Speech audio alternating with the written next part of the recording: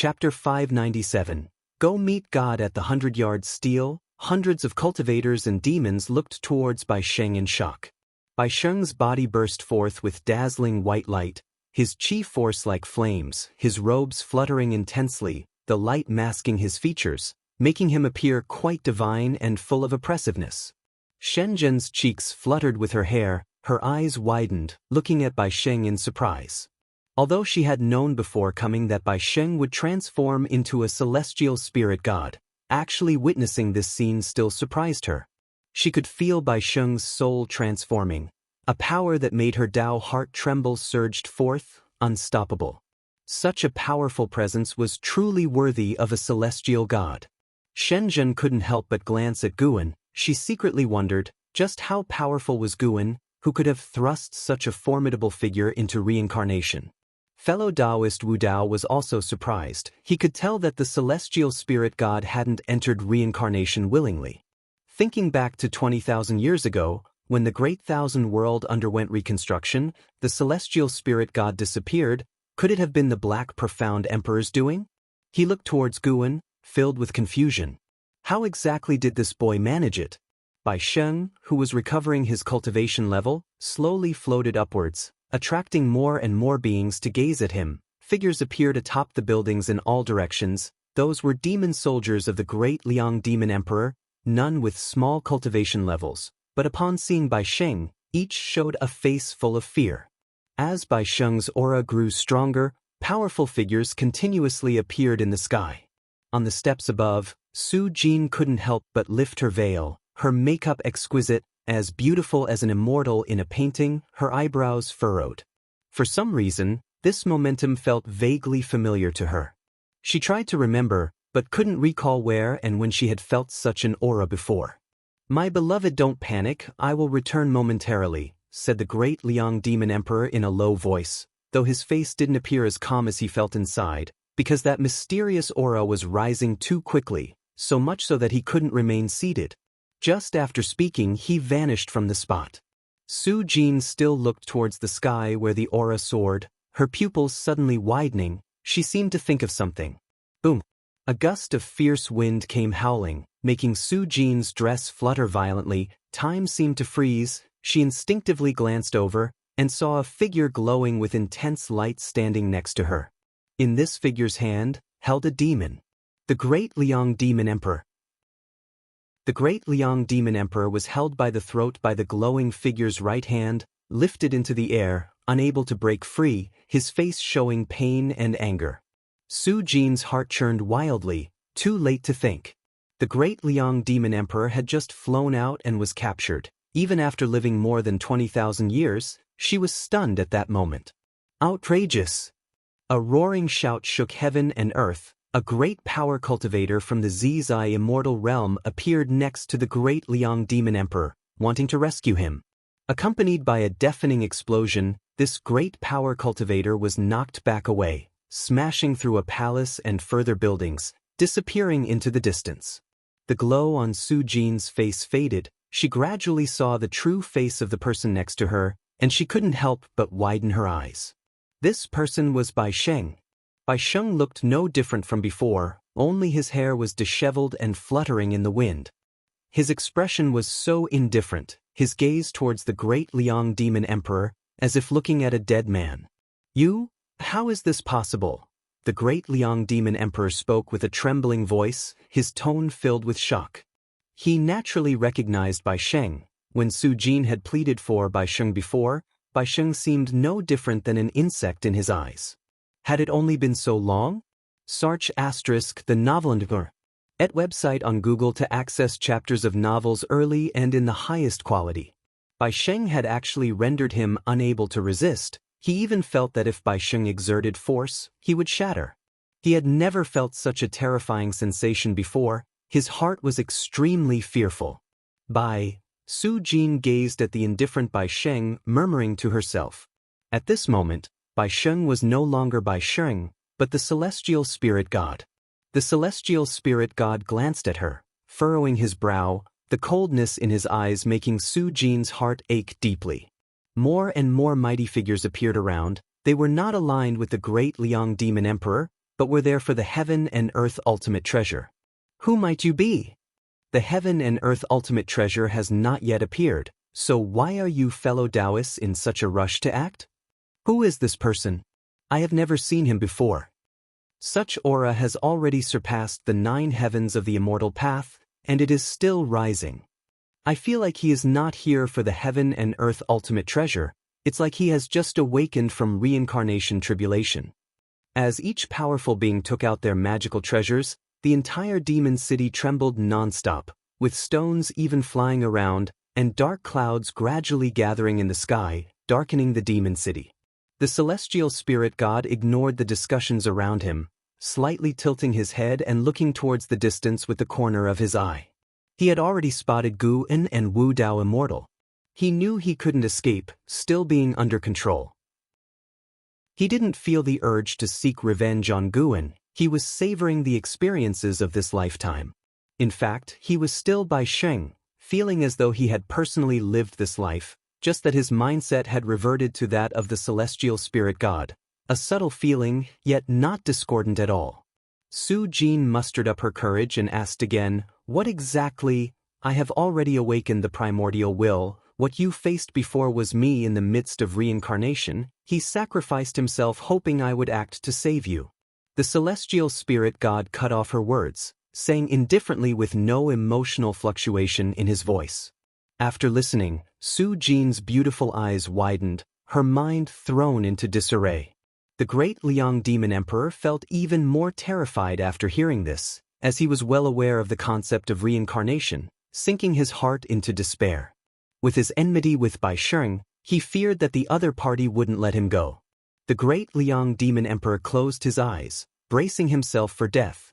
Just then, he suddenly felt the grip on his neck release. He instinctively opened his eyes, meeting the indifferent gaze of the celestial spirit god, causing him to tremble. He didn't dare turn and run, for he had already felt the vast difference in cultivation level between them. For eternity, you shall not come across her again, otherwise, you will never transcend this cycle. No existence in this world can help you. The voice of the celestial spirit god reached the ears of the great Liang Demon Emperor, turning his face pale. As the celestial spirit god turned to look at Su Jin, the great Liang Demon Emperor was so frightened that he immediately fled. As he fled, the celestial gods watching from the sky also began to waver and eventually chased after him. They hadn't forgotten the purpose of their trip. It was the heaven and earth ultimate treasure that they sought. As the sky filled with great power cultivators and demons departing, a strong wind stirred, blowing through the garments of Su Jin and the celestial spirit god. The celestial spirit god slowly lifted his chin, looking down on Su Jin, and said, "Stop looking at me with those eyes. You are merely a trial I encountered in my reincarnations. You shouldn't chase after me. Perhaps you aren't even aware that you're being manipulated like a pawn, and any connection between us is false." Su Jin's eyes filled with tears. She gritted her teeth and asked, "Even the feelings we had when we were in love, were those false too?"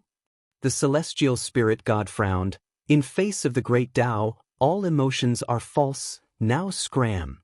He turned away, looking in the direction where Guan was.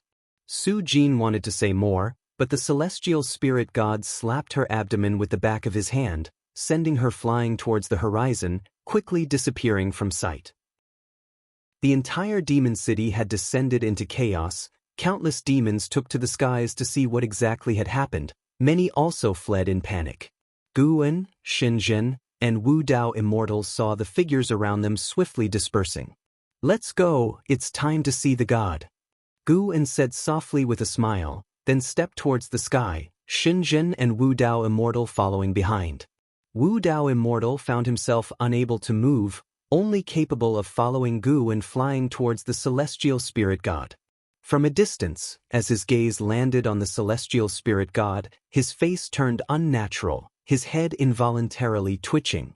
If you find any errors, ads pop up, ads redirect, broken links, non-standard content, etc., please let us know reports so we can fix it as soon as possible. Chapter 598 Celestial Court and Mortal Spirit Gu and brought Shenzhen and the immortal who defied Tao, and soon they arrived at the wedding banquet plaza of the great Liang Demon Emperor. At that moment, the square was a mess, with colorful cloths still fluttering in the air. The celestial spirit god stood atop the steps, looking down indifferently at the three persons below. Shenzhen looked at him with a secretly shocked heart. Is this a celestial god? Although there were no changes in facial features or figure, the aura exuded was utterly different. Even with her current cultivation level, facing the celestial spirit god, Shenzhen couldn't help but feel a sense of reverence. This was the sentiment a mortal spirit felt when facing immortal gods.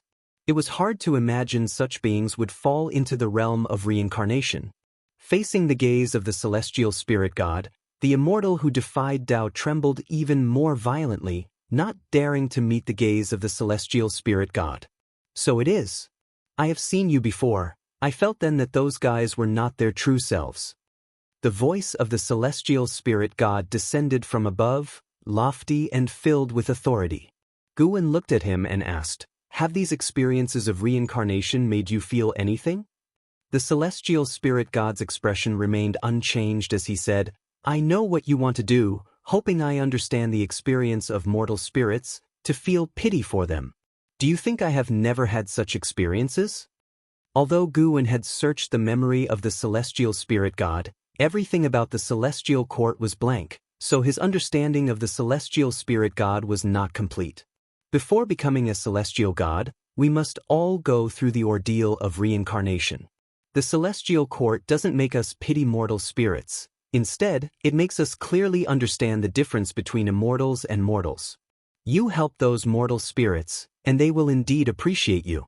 But the moment you stop helping, even if you do nothing at all, mortal spirits will hate you, believing their misfortunes are all you're doing. The tone of the celestial spirit god grew colder, even revealing his disdain for mortal spirits. Immortal gods created the heavens and the earth to achieve enlightenment, yet the world nurtured all living beings. The immortal gods did not abandon all living beings. Instead, they created the heavenly Tao so that all living beings could live better lives. Immortal gods even imparted the method of cultivating immortality to all living beings in the all heavens and myriad realms. Yet what they received in return was rebellion after rebellion. S.E.A. the Nelfer. Net website on Google to access chapters of novels early and in the highest quality. The words of the celestial spirit god shook Shenzhen. She didn't question it because all cultivators had such ambitions. It's just that she had never considered these issues from the perspective of immortal gods. The celestial spirit god gazed at Guwen and said, "Do you think what you're doing is for justice, or to cover up your compassion for your own kind? If you became an immortal god, would you still act the same?" Guwen responded, "There are indeed many things in this world that are hard to judge as right or wrong. But if you say the immortal gods created everything, that may not be so. Did you create the great Tao? Was it your choice for the world to foster all living beings? You are just walking ahead, blocking those behind you from reaching the heights you've attained, then claim it's because we don't try hard enough, that we are ungrateful. You can say that, but if that's really what you think, then it's truly pitiable." Shenzhen looked at Guwen, her eyes filled with admiration. This was what she admired about Guwen. He was never confused. The immortal who defied Tao also looked at Guwen, hearing his disdain for the celestial court. This lad who has never ascended to immortality, yet he disdains the immortal? Even though the immortal who defied Tao had abandoned the celestial court, he revered the celestial Tao immortal position and still aspired to ascend to immortality. The celestial spirit god, upon hearing Guwen's words, didn't get angry, but from his narrowed eyes, it was evident he felt agitated. "You think by not killing me, you can delay the celestial court's attention on the celestial spirit great world. You're wrong. In fact, it's not I who insist on destroying the celestial spirit great world, but this world must perish. That is the celestial order from the celestial court. Although I am interested in that treasure, I can't deny that I extended the lifespan of this great world." The celestial spirit god spoke slowly, his gaze never leaving Guwen. Guwen's lips curled into a smile and said, "I indeed fear the celestial court, but you can't deny that I let you live. With our positions, You should have been annihilated or forever suffer the sorrows of reincarnation. But now I have given you the opportunity to speak with me. I have even let you create innate immortal gods." The pupils of the celestial spirit god suddenly dilated, as he hadn't expected that his secret maneuvering was seen by Guan. How high was this man's Tao practice? Guan looked at him and asked, "I wonder if an immortal god can create innate immortal gods privately." The face of the celestial spirit god turned ugly. Indeed, Guan was merely probing.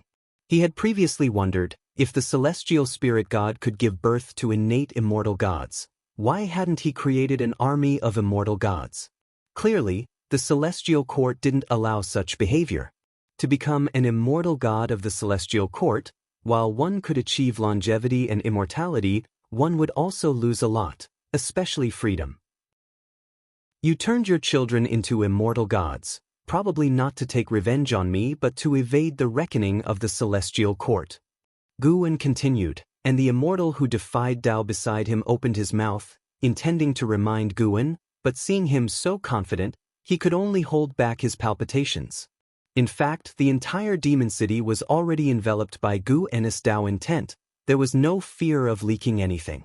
Celestial spirit god's eyes flashed with a strange light as he took a deep breath and said, "Speak, what do you wish me to do?" Guan looked at him and said, "I don't ask for much. I don't want to be involved in disputes, and I don't want the celestial court to disturb the celestial spirit great world." Celestial spirit god fell silent for a moment before replying, "A star monarch will come to investigate soon. If the emergence of this great world is beneficial to the celestial court, they will leave this world alone." What sort of beneficial things? To spread the celestial Tao destiny, to revere the celestial court, to make all living beings believe in the heavenly Tao. Celestial spirit god's response sparked Guan's curiosity. Could it be that the celestial court did not intend to conceal its traces, but rather the rulers of all worlds did not wish for all living beings to know of the celestial court's existence? Guan looked at him and said, "All this requires you to be alive, right?" Celestial spirit god fell silent. Guan revealed a smile and said, "How about we collaborate instead? I'll personally teach your son in the future, and you can deal with that star monarch for me." Celestial spirit god gave him a deep look and did not object. Then, celestial spirit god soared into the sky, flying towards outer heaven, and Guan did not stop him. Shenzhen couldn't help but ask, "Do you trust him?" Guan turned his head to look at her, smiled, and said, "It would be a pity if such a person were to die, wouldn't it?" He never did things without certainty. The marks of the Guiyuan divine Tao and the Tao destruction destiny seal remained within celestial spirit god's body. Should celestial spirit god dare to act rashly, he could stop him at once. The Taoless immortal had been silent all along. It wasn't until celestial spirit god left the celestial spirit great world that he finally breathed a sigh of relief. Indeed a pity. I've never heard of any immortal gods causing chaos before. This could mean he's not that kind of lowly god. By the way, who is his son? In that demon woman's belly? Shenzhen asked curiously. Guan nodded, then turned his gaze to the Taoless immortal. His gaze once again made the Taoless immortal tense up. "What do you want to do?" the Taoless immortal asked in a deep voice. Guan asked with a smile, "Teacher, do you want to live, or do you want to die?" The Taoless immortal cursed inwardly but spoke the truth aloud. Who would want to die? Chapter 599. Unsettled heart. Guan looked at the true form of the immortal without Tao before him, his expression calm. Immortal without Tao, early stage of Hengtian Golden Immortal Realm 3, 027, 800, 921, 027/5, 000, 000, 000, 000, the old guy who's lived for 30 trillion years. Guan thought expressionlessly. Previously, the reason he had brought along a clone of the immortal without Tao wasn't to catch up on old times but to investigate the karma of the immortal without Tao. Even while communicating with the celestial spirit god, Guan hadn't stopped exploring the karma of the immortal without Tao. In the end, following the trajectory of karma, he found the true form of the immortal without Tao. The gap between their cultivation levels was enormous. Even though Guan was standing right behind the immortal without Tao, he didn't want the immortal without Tao to notice him, for then the immortal without Tao wouldn't be able to detect him. This was the absolute suppression of a heaven-opening Daoyuo immortal over a heaven-balancing golden immortal. Guan hesitated, wondering whether or not to kill the immortal without Tao. It would take but a single thought to reduce the immortal without Tao to dust. But he felt that since the immortal without Tao had managed to escape from the celestial court and survive all these years, he must have other reliance. After so many years, the immortal without Tao had reached the heaven-balancing golden immortal realm, and must have endured many hardships. Guan guessed the immortal without Tao would be quite frustrated if he died here without a clue. As Guan pondered this, he raised his right hand. Enough, then I shall cooperate with him for a while. If I can find a place to belong, it beats living in fear here, the immortal without Tao muttered to himself, beginning to cast spells to transfer more mana to his clone so that the clone could act effectively. Sur the Navire. Net website on Google to access chapters of novels early and in the highest quality. A complex expression appeared on his face as he lamented, "Why should that brat become so powerful? It's like the great Tao is blind, damn it." Guan's hand stopped, just 10 centimeters away from the immortal without Tao's shoulder. After casting the spell, the immortal without Tao closed his eyes, ready to continue his cultivation. Suddenly, a hand landed on his shoulder, startling him into snapping his eyes open. Then a voice entered his ears, chilling him to the bone, as if he had fallen into a cold cellar. "Maybe you're not performing for me, but without patting you, I can't be at ease, master." Dusk was approaching. Su Jin staggered through the forest, her right hand clutching her abdomen, a pained expression on her face. Ever since being slapped by the celestial spirit god, she had felt a burning pain in her abdomen, which pained her heart even more. From that slap, she felt the celestial spirit god's disgust for her. She had searched for him painfully for 10,000 years, then accompanied him in cultivation for another 10,000 years, dedicating herself entirely to him, only to be abandoned in the end. As for the past lives and present lives the celestial spirit god spoke of, she hadn't cared at all. Awakening memories of a past life would make her become someone else? She didn't believe it. The more she thought, the sadder she became, and tears flowed uncontrollably. Her vision started to blur, she felt exhaustion and wanted to collapse and sleep soundly. Suddenly, she saw 2 figures ahead, which alarmed her enough to stop in her tracks. It was a dense forest. The remaining light of dusk spilled between the trees, casting a gloomy and quiet atmosphere. Su Jin's vision cleared, and she frowned as she looked ahead, a sword suddenly appearing in her hand. "Miss Su Jin, long time no see. Do you remember me?" Guan stood up to greet Su Jin and then tucked the green hero travelogue into his chest. Su Jin tightened her brow as she looked at Guan. She seemed to recall something, her eyes widened in astonishment as she asked, "Is it you? How are you still alive?" Guan smiled and said, "If you have nowhere to go, why not come with me? After you give birth to the child, you can go wherever you wish." Su Jin immediately became vigilant, staring at Guan with a defensive face and asked in a stern voice, "What do you want?"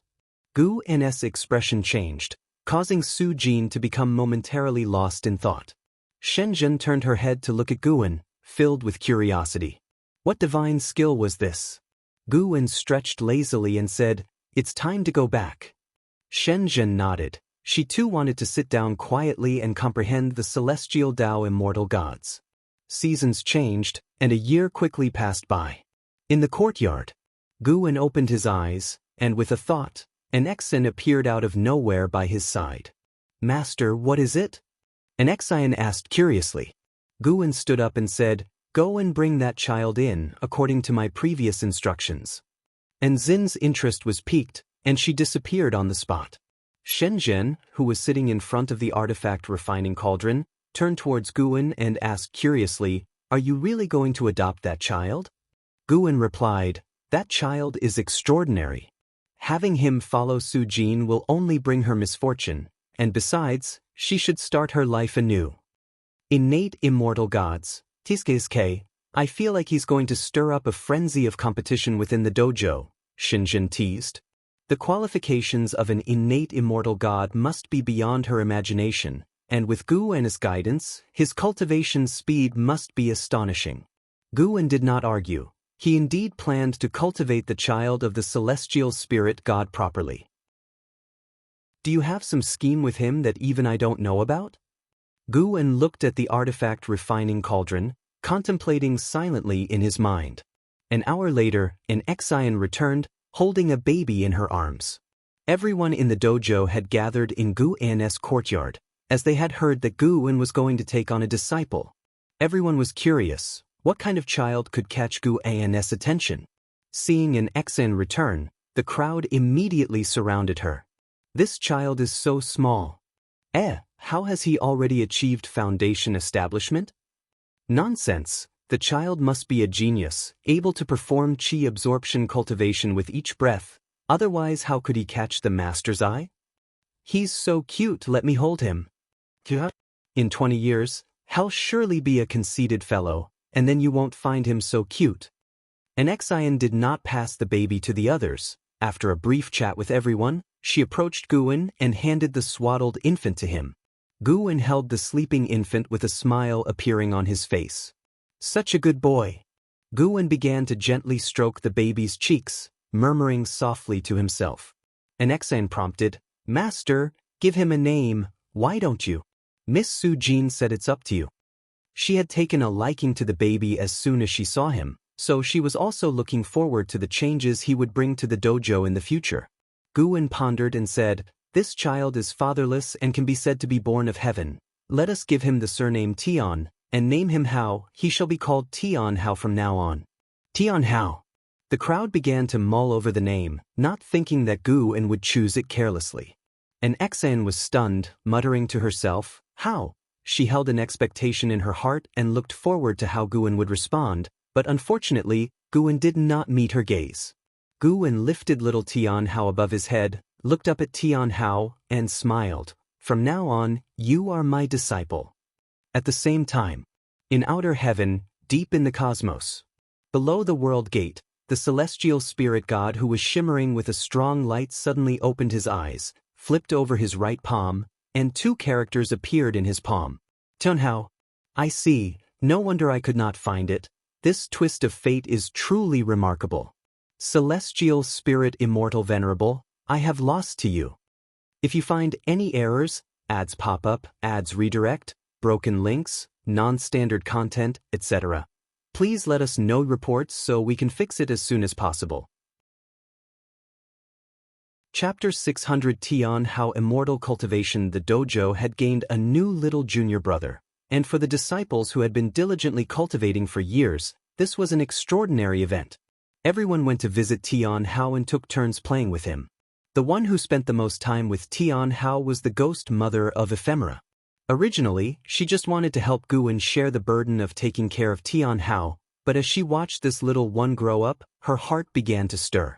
Especially when Tian Hao, at 2 years old, called out to her as mother, she was stunned on the spot. This scene was witnessed by Guwen, but he didn't stop it. The ghost mother had always been on the outskirts of the Taoist field of the beginningless, unable to blend in with the other disciples, and her actions over the years had already made Guwen consider her as one of his own. Tian Hao's presence was a perfect opportunity to break down the barriers between her and the Taoist field of the beginningless. With Tian Hao's arrival, time within the Taoist field of the beginningless seemed to pass even more slowly. In the blink of an eye, Tian Hao had reached the age of 17. Without any real cultivation, Tian Hao had already achieved the Mahayana realm cultivation level. He only needed to breathe, and his cultivation would surge, much to the envy and stimulation of LV Xian, Chen Chuan, and others. Shen Zhen, on the other hand, thought it was normal. Aside from Guwen, she was the only person in the dojo who knew that Tian Hao was an innate immortal god. The immortal spirits of the immortal dynasty were naturally in the nirvana realm at birth, so innate immortal gods should be even more extraordinary. She even felt that Tian Hao's growth rate was a bit slow. On this day, Tian Hao arrived at Guwen's courtyard, and before he could be seen, his voice was heard, Master! Master! Master. An Exin, who was meditating in front of the artifact refining cauldron, turned to look and became momentarily lost in a daze. In the sunlight, Tian Hao wore a tight-fitting white robe, embellished with intricate gold thread, which made him appear even more dashing. He had a handsome face, with his hair tied up high, and 2 strands of hair fluttering in front like willow fluff. Looking at him, an Exin felt as if she saw an Hao, which stirred a mixture of emotions in her. Guwen was lounging in a chair, taking a nap. Without opening his eyes, he asked, "What's all the fuss about? You're so loud." Tian Hao came over with excitement and said, "Master, when I woke up this morning, I discovered I have a new amazing ability." Although 17-year-old Tian Hao hadn't completely shed his childishness, his facial features had matured, and he was very handsome. Before Guwen could speak, the nearby an Exin asked curiously, "What ability?" Shenzhen also glanced at Tian Hao.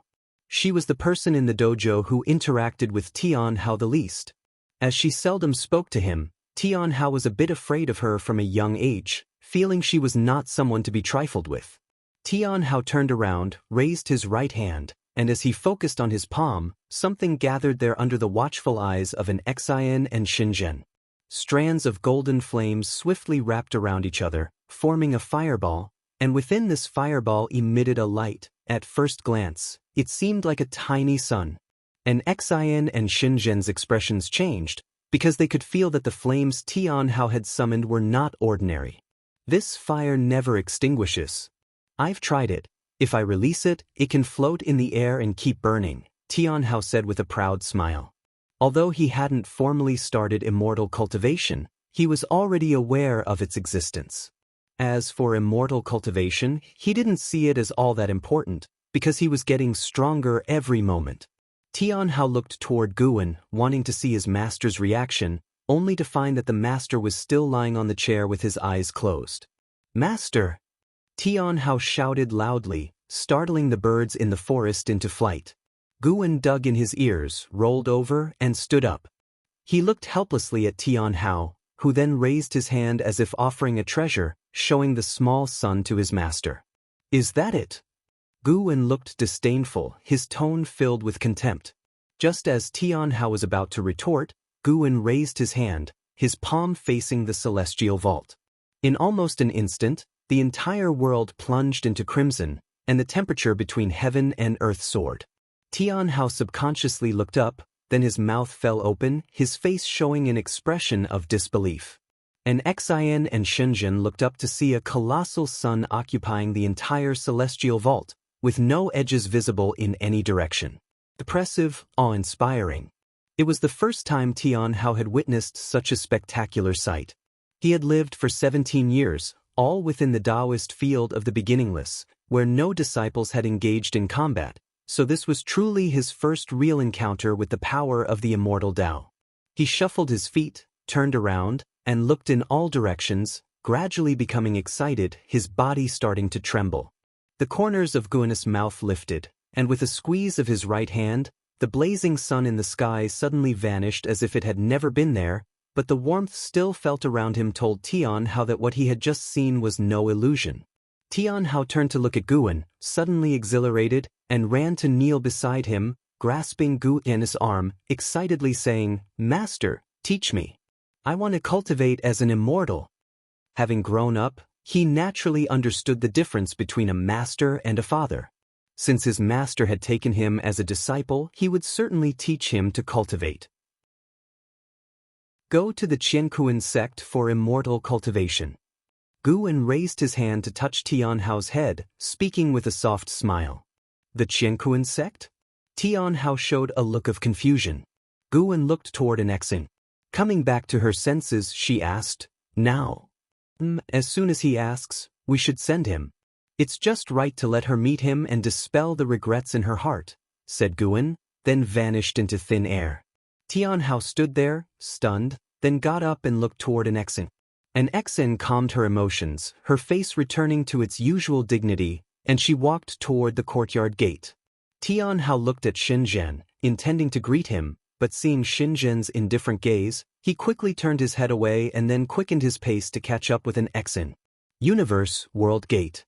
The celestial spirit god, exuding endless divine light, opened his eyes, and reflected in his pupils were the figures of Tian Hao and an Exing.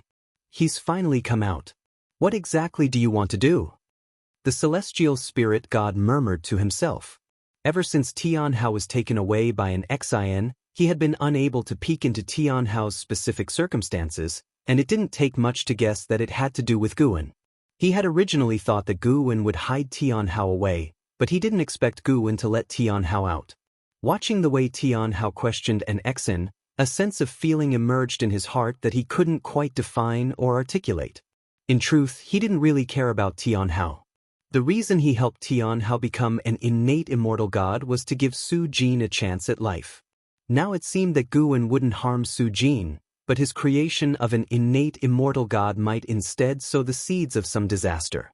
He had gone through countless reincarnations, and the ones Guan had led him through were only a small part of it. He had experienced various relationships, had kinship, and his heart had long been calm.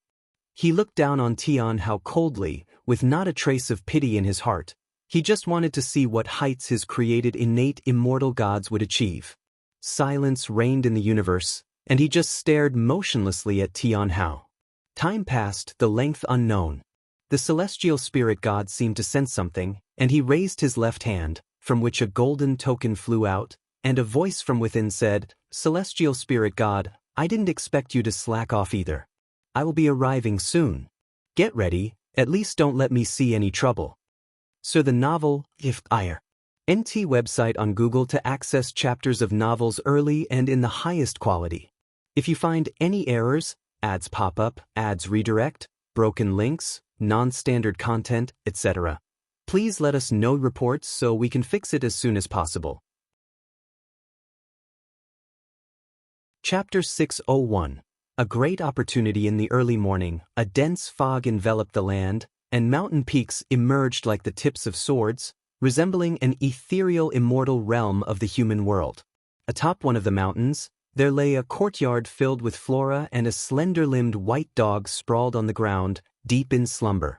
Suddenly, the door swung open, and Li Xuanyu, dressed in a white robe, stepped out. The sunlight swept over the distant peaks and fell upon her. She raised her right hand, and a petal drifted into her palm. She looked down at it, her gaze cold.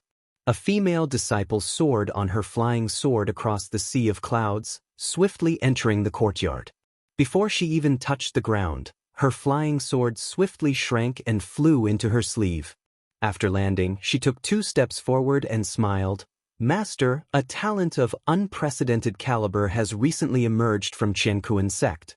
All the branches are vying for him, Master. We should not miss this opportunity." As Dao Court's fame grew, Qiankuan sect also began to emulate Dao Court, establishing different branches to nurture healthy competition and to better manage power. Li Xuanyu, now a branch leader and an elder of Qiankuan sect, had stayed on even after Tang Kai left. The Novel Fire. Net website on Google to access chapters of novels early and in the highest quality. Hearing the disciple's words, Li Xuanyu appeared indifferent and said, "There are many talents, why bother competing? This one is different, he comes from the Forbidden Lands. Brought to Qiankuan sect personally by an immortal." The disciple hurriedly explained. "Forbidden Lands." Li Xuanyu's expression shifted slightly. She was well aware of the Forbidden Lands and knew that the immortal was an exit. Why would an immortal bring his disciple into Qiankuan sect? Li Xuanyu asked. "I wondered about that too, but now I understand. That disciple called Tian Hao is truly extraordinary. The sect hierarch has already designated him as the next sect hierarch." The disciple was excited, her face full of admiration as she spoke of Tian Hao. Curious, Li Xuanyu inquired, "Is he really that impressive?" The disciple nodded fervently and said, "It said that upon joining the sect, he mastered the great divine power on the inheritance pillar after just one look. It's unbelievable." Li Xuanyu pondered thoughtfully. Tian Hao, she hesitated, contemplating whether to try to forge more connections with Guan, yet hesitant to disturb him. She had nothing particular to ask of Guan. It was just an inexplicable desire to understand him. How had Guan come to such a distant place, And why did he possess such formidable cultivation level? What adversities had he faced? While speaking, he raised his left hand to support his face, his eyes lazy. Li Xuanyu also looked out the window, watching the people coming and going on the street. She wasn't sure if it was just her imagination, but she felt a certain mood as well. Although Guan was watching the street, his heart was actually looking towards outer heaven. The world gate was stirring. A figure was walking out amid the intense light. Celestial Spirit God, finding this great thousand world was not easy. Was it your doing, or has the Celestial Spirit Immortal Venerable not completely fallen? A laughing voice emanated from the world gate, and immediately after, a gray-robed Taoist stepped out. He had the appearance of a young child with white hair, holding a horsetail whisk in one hand and a white jade bottle in the other, his body surrounded by an aura of immortality that faintly sparkled with silver light, as if containing stars. The Celestial Spirit God stood up and turned to face the newcomer. The divine light around him dissipated, revealing his true form, still bearing the face of Bai Sheng.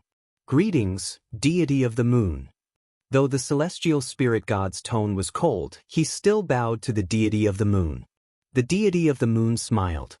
He approached the Celestial Spirit God and chuckled, "How many years has it been? Have you still not found that treasure?"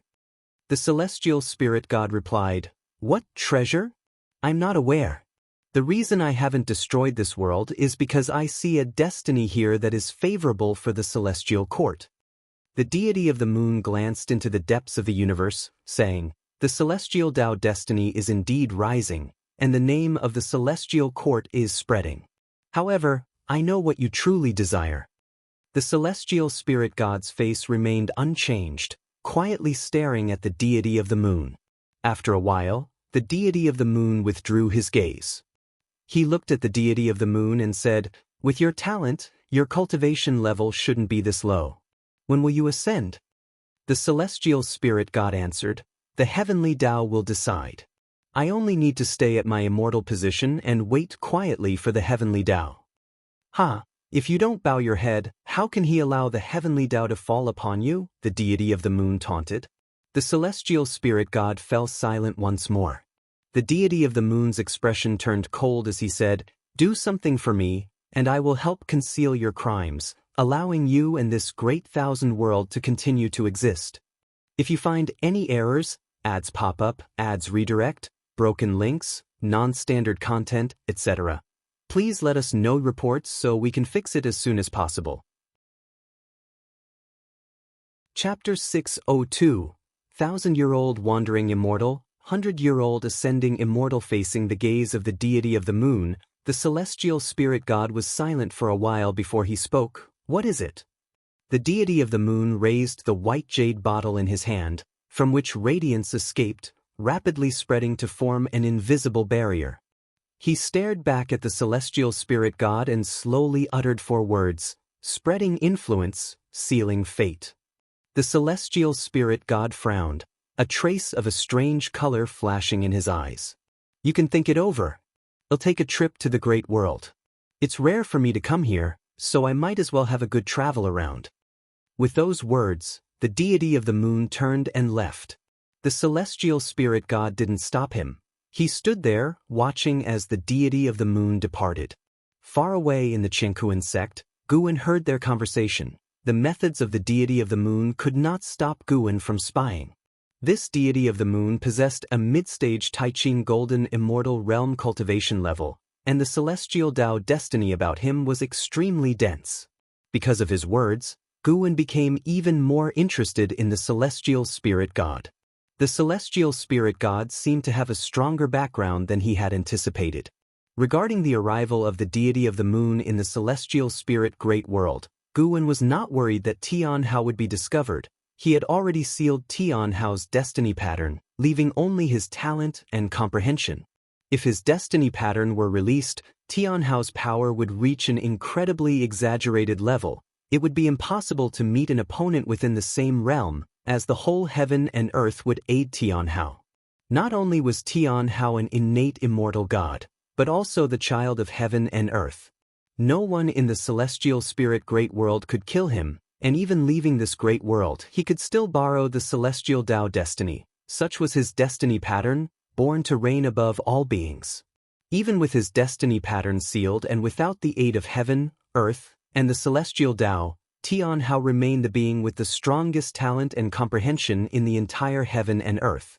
Gu Wen retracted his thoughts and began to focus on chatting with Li Xuanyu. It was rare to have an old friend near the dojo, so naturally he wanted to have a chat with Li Xuanyu. The two drank wine and discussed the interesting affairs under heaven, enjoying themselves immensely. Li Xuanyu's Tao heart also relaxed. She couldn't help but wonder, perhaps enjoying leisure time appropriately could enhance her cultivation? Days later, a majestic Tian Hao arrived in Gu An's courtyard. His figure was tall and straight, donning a binding Tao robe specially made by the Chenkuan sect that could actively absorb spiritual energy. As he walked, an aura of immortality swirled around him, his sleeves fluttering in the wind, exuding a detached and elegant charm. "Master, I have reached the wandering immortal realm. Do you know what 1,000-year-old wandering immortal signifies?" Tian Hao approached Gu Wen with hands on his hips and a proud smile. Gu Wen didn't restrict his movements. Even after joining the Chenkuan sect, he still came back often. Gu Wen, who was reading a book, didn't lift his head and said, "Does it mean reaching the wandering immortal realm in 1,000 years?" He thought back carefully. He had not even been 100 years old when he reached the wandering immortal realm. Not only that, he had broken through to the heaven and earth flying immortal realm at 96. Hearing Gu Wen's words, Tian Hao couldn't help but widen his eyes and exclaimed loudly, "Master, can't you praise me just once?" Gu Wen looked at him helplessly and said irritably, "How old are you, still making such a fuss?" Besides them in the courtyard was another person, Shenzhen, who sat in front of the artifact refining cauldron without looking at Tian Hao. Hearing Gu An's words, Tian Hao instinctively looked toward Shenzhen, and seeing Shenzhen frown slightly, he gave an awkward smile. He quickly changed the subject and asked in a lowered voice, "Master, is the Green Hero Travelogue any good? Give me a copy. I couldn't find this book in the Chenkuan sect." Gu Wen immediately tucked the Green Hero Travelogue away and stood up, looking at Tian Hao seriously. "Do you think your cultivation level is sufficient?" Tian Hao replied, "Not enough, but I will become stronger." He was full of confidence, feeling that cultivation was the easiest thing in the world. Looking at him, Gu Wen asked, "Would you like to spar with your master?" At those words, Tian Hao's eyes lit up with excitement. "Can I?" He had long wanted to test out his master's prowess. Sar the Novel Fire. Any *T website on Google to access chapters of novels early and in the highest quality. Now a wandering immortal, he could also create a sun that blotted out the sky, and any spell or divine skill, he only needed to see once to master, which also made his protective methods quite extensive. Shenzhen turned her head to look at the master and disciple with interest. Figures appeared in the courtyard. They were an Exen, celestial demon child, Chen Chuan, and others. They all heard Tian Hao's words. Hearing that this youngster dared to challenge Gu Wen, they all became excited. "You brat, you'd better give it your all," the Blood Prison Great Saint teased. And Sheng'en laughed. "After sparring with the ancestor, have a match with me." He had already become a wandering immortal and wanted to test Tian Hao's capabilities. Chen Chuan and LV Xian issued a challenge, and Tian Hao accepted them all in one breath. The ghost mother of ephemera opened her mouth, wanting to persuade Tian Hao, but she had no standing to do so here. She looked towards Gu Wen and, seeing that he was not angry, felt somewhat more at ease. Gu Wen twisted his neck and raised his hand to snap his fingers.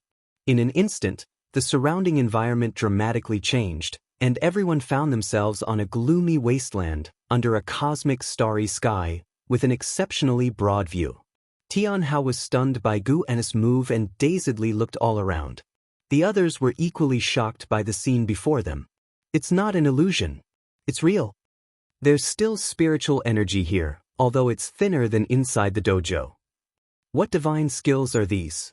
So formidable, completely impenetrable. What a perfect place. Only here can one truly let loose. The previous barrier was too small, unsuitable for battles to the death. What? You still want to fight to the death with your own people? The crowd buzzed with discussion, all very excited. Guwen soared into the air, turned in the sky, and looked down at Tian Hao with a smile. Show me whatever abilities you have. As soon as the words fell, a heaven-piercing momentum erupted from Tian Hao, shocking the others into quickly gathering their mana to form protective barriers. Everyone was surprised by Tian Hao's display, even an Xan seemed somewhat bewildered. They knew Tian Hao's cultivation level advanced at an astonishing pace, but only when they truly felt his aura did they find it incredible. Just a mere 1,000 years, and this brat surpassed them already? Especially those who loved to undergo closed-door cultivation, they all had a sense of absurdity. It was as if they had woken from sleep to find the baby from before had grown stronger than themselves. How could they accept this? Tian Hao started walking towards Guwen. The celestial Tao true fire surged out from his body, blazing fiercely, taking the form of 9 fire dragons coiling around him. Behind his head, a sun rapidly grew in size, his black hair waving violently, his expression becoming arrogant. His lips curled up involuntarily, radiating an air of untouchable superiority. Guwen gazed down at him, thinking of Hao. And Hao and Tian Hao's figures overlapped at this moment. Master, I will surprise you. Tian Hao's voice echoed through the cosmic starry sky. Qiankuan's sect. Amidst a range of mountains, a stream flowed by, and next to the river stood a small pavilion. Yi Qingshan, Lin Chuan, Cheng Meng, Gu Changxing, and Gu Qingdao sat inside the pavilion. The 5 of them were the highest authorities of the Qiankuan sect, with Yi Qingshan as the sect hierarch, and the other 4 as elders with great power. Even though they were high in status and entangled in many interests, they still gathered together whenever they had a chance. Big brother, Tian Hao's talent is indeed beyond ordinary. With his recent breakthrough to the wandering immortal realm, I'm afraid we can't keep him hidden any longer. Gu Changxing said with concern. Lin Chuan sighed. More than his reputation, I worry that he will become arrogant. Honestly, the last time I faced him, I could no longer suppress him. He's had too smooth a ride, never faced hardship, and it's hard to imagine what kind of person he'll become in the future. Cheng Meng rolled her eyes at him. What's there to fear? He's not just backed by the Qiankuan sect, he has elder and to guide him. That may be true, but you've also met Tian Hao. The boy isn't arrogant or domineering, but he's very proud. Once he's set on something, nobody can tell him otherwise. The 4 discussed among themselves, while Yi Qingshan remained silent, sipping his spiritual tea, lost in thought. Just then, a figure descended from the sky and landed outside the pavilion, prompting all 5 to look over and rise to their feet in shock. The newcomer was Tian Hao. At that moment, Tian Hao had a somber face and his gaze was full of oppression. A sudden unease gripped the hearts of those in the pavilion. Had the brat overheard their conversation? Tian Hao took a deep breath and said, Sect hierarch, for elders, I want to grow stronger. From today onwards, please instruct me. Whatever you teach, I'm willing to learn. Lin Chuan frowned. What can we teach you? Soon enough, you will surpass us. My master told me to earnestly experience the Qiankuan sect with you. You don't need to teach me spells or divine skills, just teach me how to conduct myself. Tian Hao said, unable to help but clench his fists. He was not angry or frustrated. He was afraid. Recalling the recent sparring session, chills ran down his spine. Cheng Meng seemed to notice something was off and asked, What's wrong? Did something happen? Tian Hao shook his head. I'm fine, I just went back to the forbidden area after my breakthrough and had a round of sparring with my master. Hearing this, the 5 people in the pavilion exchanged glances. If you find any errors, ads pop up, ads redirect, broken links, non-standard content, etc., please let us know reports so we can fix it as soon as possible.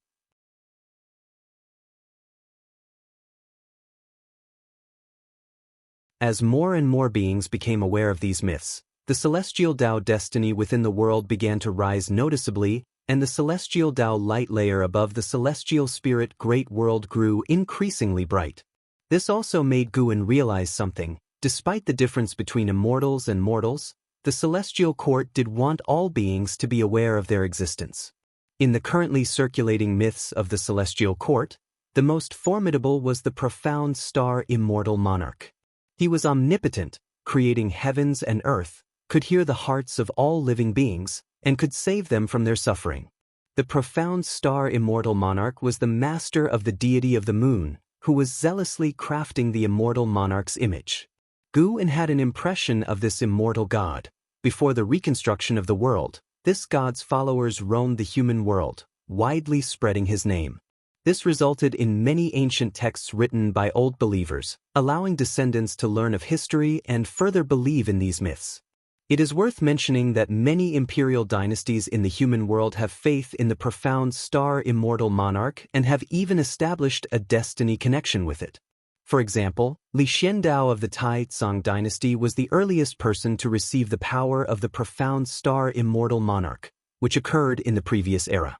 Groom had never interfered with this matter because, in his view, everyone has their own fortunes, and he preferred to observe the development of all things from the sidelines. Xiao Lan could not comprehend the existence of immortal gods. In her opinion, those with great power from the Tao court were already the strongest beings. How could there be immortal gods even more powerful than them? Having reached the heaven and earth flying immortal realm, she felt almost omnipotent and even wanted to venture to outer heaven.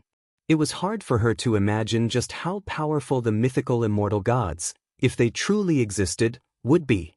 Xiao Lan began to conspire, suspecting that there were forces beneath the heavens harboring the intent to subvert the Tao court. The Tao court is the common master of the world, equivalent to the heavenly Tao, and essentially assumes the role of immortal gods, making rules for heaven and earth. Now that all beings are aware that there are even more formidable immortal gods above the Tao court, what should they think of the Tao court? Groom did not pay much attention to Xiao Lan's thoughts. Everyone has a perspective, and Xiao Lan, now situated within the Tao court, would naturally consider its interests. The world is still too vast, and the Tao court has not fully unified heaven and earth, Groom sighed.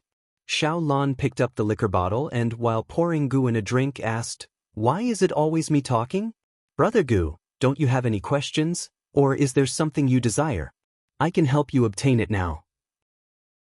Groom replied with a smile, "Don't worry about me. I was originally just an ordinary person. To have come this far, I'm already very satisfied. I know what you're worried about. I have not lost my freedom. While you've been in seclusion, I often went out for a walk. I've made quite a few friends in the Tao court. I'm truly content, and my greatest joy is hearing others marvel at your prowess. It makes me proud as well." Xiao Lan was deeply touched by his words. She put down the liquor bottle, rose involuntarily, then moved closer to Groom, looking at him with affection. Xiao Lan held Groom's hand. He didn't refuse, watching her slowly lean closer to him. When Xiao Lan's face obscured the lower half of Groom's face, his eyes looked up to the heavens. At that moment, Liya was being intercepted by the deity of the moon. Esya the novel, NT website on Google to access chapters of novels early and in the highest quality. Wave after wave crashed onto the beach. Dressed in black, Liya frowned deeply, staring coldly at the deity of the moon who was blocking his path. "What exactly do you want?" Liya asked bluntly, his right hand resting on the hilt of his sword at his waist. The deity of the moon smiled and said, "Your fate has deviated from the trajectory that the heavenly Tao had laid out for you. It seems you've had the help of a noble person, and not only that, but this change is ongoing. In the future, you might even form a connection with immortal gods. Although I'm not sure which immortal god it is, a bit of immortal fate has indeed touched you." Liya scoffed disdainfully and retorted, "What about you? Are you one of those sanctimonious Taoists who espouse the heavenly Tao in the celestial court? I don't believe in immortals, and I don't believe in gods. If there truly were immortal gods, how could this world have suffered so many tribulations, and each time, it must rely on his junior brother Gu to save the day? If there truly were immortal gods, then it could only be junior brother Gu. The nature of junior brother Gu would not allow others to sing his praises." The deity of the moon smiled, waved the horsetail whisk in his right hand towards the white jade bottle in his left, and from the mouth of the bottle, A droplet of liquid flew out, suspending between the two. Our meeting is also a kind of fate. This is immortal brew, capable of transforming you completely, bestowing upon you an innate body. Let this be the foundation of a good relationship, said the deity of the moon with a smile. No sooner had he spoken than the droplet of immortal brew struck Li Ya's forehead fiercely. He had no chance to dodge. Li Ya, startled, quickly reached for his forehead, but there was nothing to touch. He could not track the droplet of immortal brew, nor could he detect any abnormalities within his body. The deity of the moon turned and walked away, saying, "This great world is no simple place. In the future, there will surely be many exciting stories to unfold. Interesting.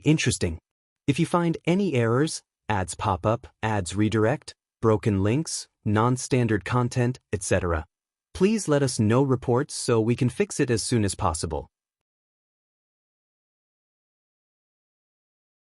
Chapter 604, Trillion Years Lifespan. Lifespan projection. Watching the departing figure of the deity of the moon, Leah still felt uneasy. He checked himself for a long time on the spot, and after confirming that there was nothing abnormal about him, the deity of the moon had already disappeared. A divine exotic immortal spirit appeared out of thin air, seemingly leaping suddenly onto his shoulder, and curiously asked, "Could you see through that person's cultivation level just now?" Leah regained his composure, furrowed his brows, and said, "I couldn't see through.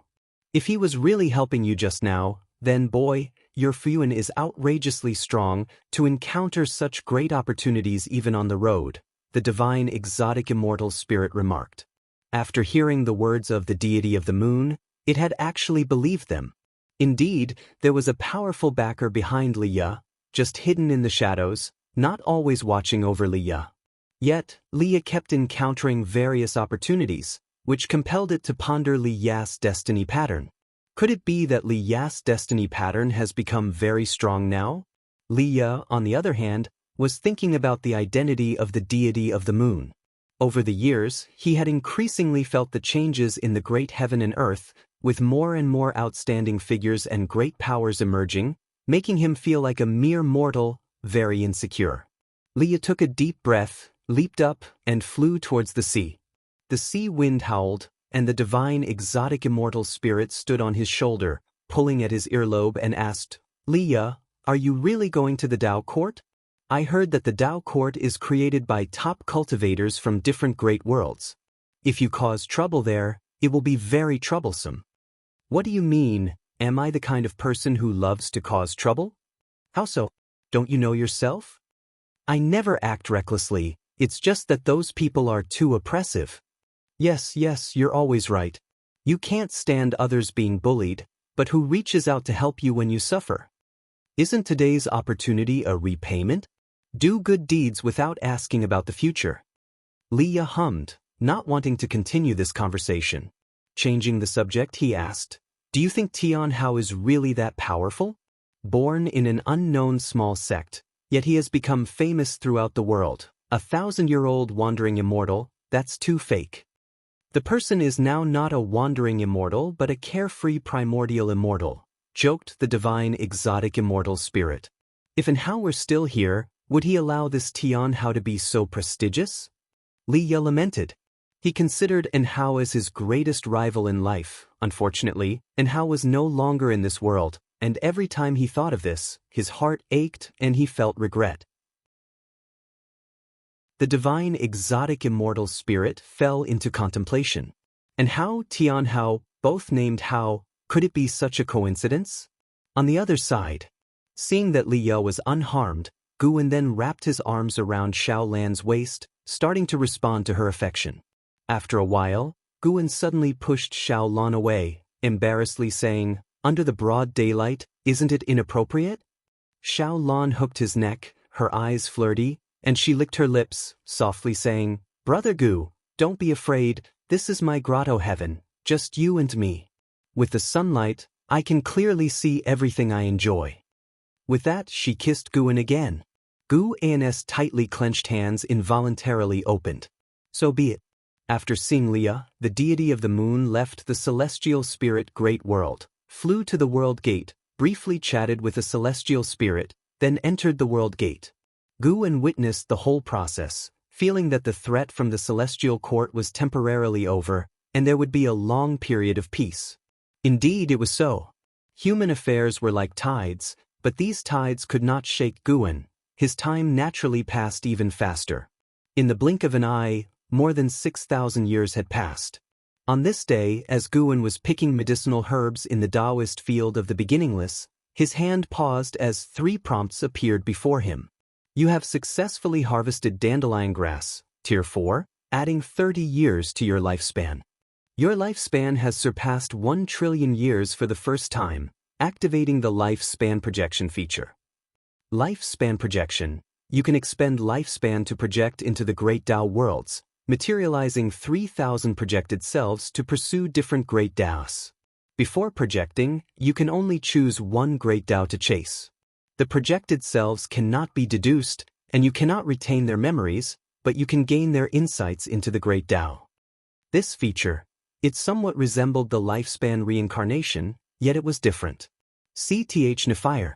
Et website on Google to access chapters of novels early and in the highest quality.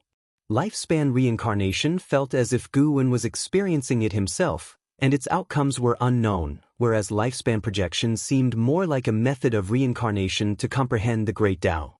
Guan decided he would try it later, as the projected selves couldn't be deduced. Using this feature likely wouldn't cause any trouble. He continued to pick herbs while reviewing the lifespan features he had activated. Lifespan detection, lifespan barrier, lifespan deduction, lifespan prediction, lifespan fusion, lifespan reincarnation, lifespan simulation, lifespan dojo, lifespan breakthrough, lifespan projection. Although he scarcely used half of these features, he was not averse to having more lifespan functions. It's fine not to use them, but impossible not to have them. Guan's mood improved. Having reached his current realm, it was no longer about simple qi absorption but about comprehending the Great Tao. The stronger his Tao intent, the higher his cultivation level would be. This was an intangible method of cultivation, beyond the understanding of mortal spirits. Seeing that Guan was in a good mood, the ghost mother of ephemera, who was following him, carefully asked, "Master, if Tian Hao encounters great trouble outside, would you intervene?" Over the 6,000 years, although Tian Hao remained a carefree primordial immortal, his renown had grown significantly since he could battle across realms. Once, while on an expedition with the Qiankuan sect, he had actually annihilated the physical body of the divine immortal of wondrous Dharma. That battle had vastly spread his fame, and he became known as the unmatched #1 prodigy in the world. Great fame inevitably brought more troubles. More and more prodigies came to challenge Tian Hao but were soundly defeated. There were also those forces that wanted to enlist Tian Hao. Tian Hao's rejections inevitably made enemies. Recently, the ghost mother of ephemera had been restless. Though she felt exceedingly safe within the dojo, she could only think that perhaps Tian Hao was in danger. Guan laughed and said, "Great trouble? There's no trouble that great. What if there is? Don't worry, he is unlike any prodigy you've met. He won't die young, his destiny pattern destined him to become the strongest. You simply don't understand what he represents. Even without me, his brilliance would shine bright." Guan explained, knowing that the ghost mother of ephemera had the closest relationship with Tian Hao, even regarding her as a mother.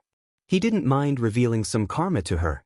Hearing this, the ghost mother of ephemera immediately felt relief. Although she didn't fully understand how powerful Tian Hao's destiny pattern was, she felt reassured by Guan's words. Usually, there's no need to be too diligent in managing the dojo, you also need time for enlightenment. The Tao treasure I bestowed upon you is your best aid in cultivation. Guan spoke sincerely. He had crafted a Tao treasure for the ghost mother of ephemera known as the 9 Netherworlds heaven-reversing flag. This flag embodied the path of yin and yang, it could reverse Tsangtian in all things, and was extremely domineering. "I won't forget about cultivating." The ghost mother of ephemera spoke earnestly, but to herself, she added, "Nor forget about managing the dojo." She was well aware of why she possessed all that she did now.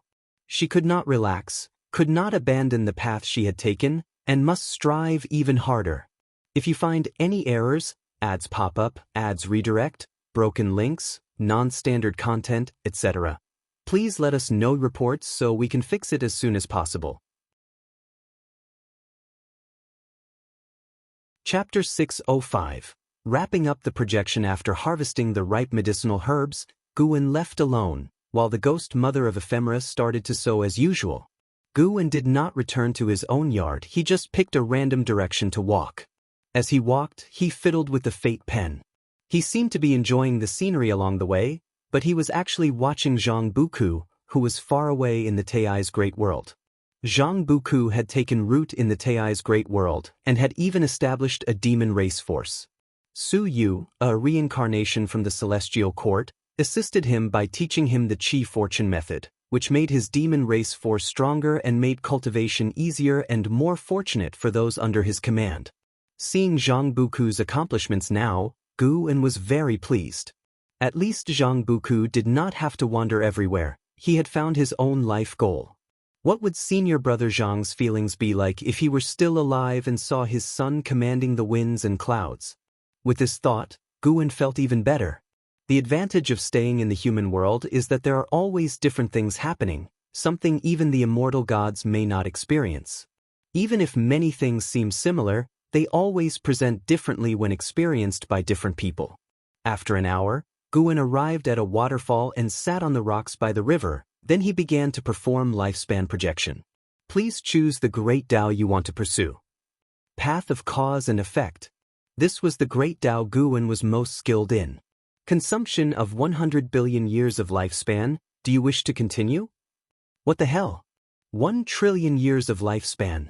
Guin cursed internally, he knew the new features would not be so easy to use. The later the features were released, the greater the consumption of lifespan. He subconsciously wanted to choose to refuse, but on second thought, there was a reason behind the high cost. At least, he wanted to see how expensive it was. If not satisfactory, he could simply seal this feature forever. Continue. You have chosen to consume 100 billion years of lifespan to activate lifespan projection. Starting projection. Projected onto the Taiwei Great World. Projected onto the Taiqing Great World. Projected onto the 9 Nether Great World. Prompt after prompt continually popped up before Guin's eyes, arousing his curiosity. He could actually see the specific worlds being projected. Guin saw the Tai's great world where Zhang Buku was, and he also saw the profound pure great world visited by the Black Profound Emperor. He even saw worlds that were not named as great worlds. Though he only saw the names, it was enough to let his thoughts run wild. Soon, all the prompts settled down. It really had projected 3,000 worlds. Guin reflected on this, but soon he felt that something was amiss. The projection was finished, then what? Guin furrowed his brows, he was puzzled but not rushed, he sat on the rock patiently waiting. Time swiftly passed. About half an hour later, 2 prompts appeared before him. Begin to consolidate the projection. Begin the transmission of the great Taoist insights. The spiritual energy within the Taoist field of the beginningless suddenly stopped, causing everyone in the dojo to open their eyes. Before Guin could think further, endless insights of the great Tao surged into his mind, plunging his consciousness into chaos. At the edge of the Taoist field of the beginningless, at the entrance of the dojo, stood a stone door built by an exit. Essia the Novel Fire. Net * website on Google to access chapters of novels early and in the highest quality. Outside the stone door was a dense fog, appearing very mysterious. A figure emerged from the thick fog and stepped through the stone door. It was Tian Hao. Tian Hao advanced with a dragon's stride and a tiger's pace, with 3 differently shaped long spears, each about 10 feet long, floating behind him in a fan formation. He wore a smug smile on his face, muttering to himself, "This time I will definitely surprise Master." However, no sooner had the words left his mouth than he suddenly stopped, furrowing his brow as he looked towards the distant mountains with a look of surprise and doubt in his eyes. Why isn't the spiritual energy in the dojo moving? There was also an uncomfortably erratic force. He immediately leaped up, transforming into a rainbow light that flew away, quickly vanishing over the other side of the mountains. After a while, everyone gathered by a small river, whispering among themselves as they watched Gu-in meditating on a rock across the river. Tian Hao was there too, looking at Gu-in with curiosity. This was the first time he had seen his master enter a state of sudden enlightenment. In his eyes, his master was already the most powerful being. Could he possibly have an epiphany in such a Tao practice? Could master be about to break through? Senior brothers, senior sisters, what realm has master reached? Has he obtained the Taoist Zhang Zizai immortal realm? Tian Hao couldn't help but ask.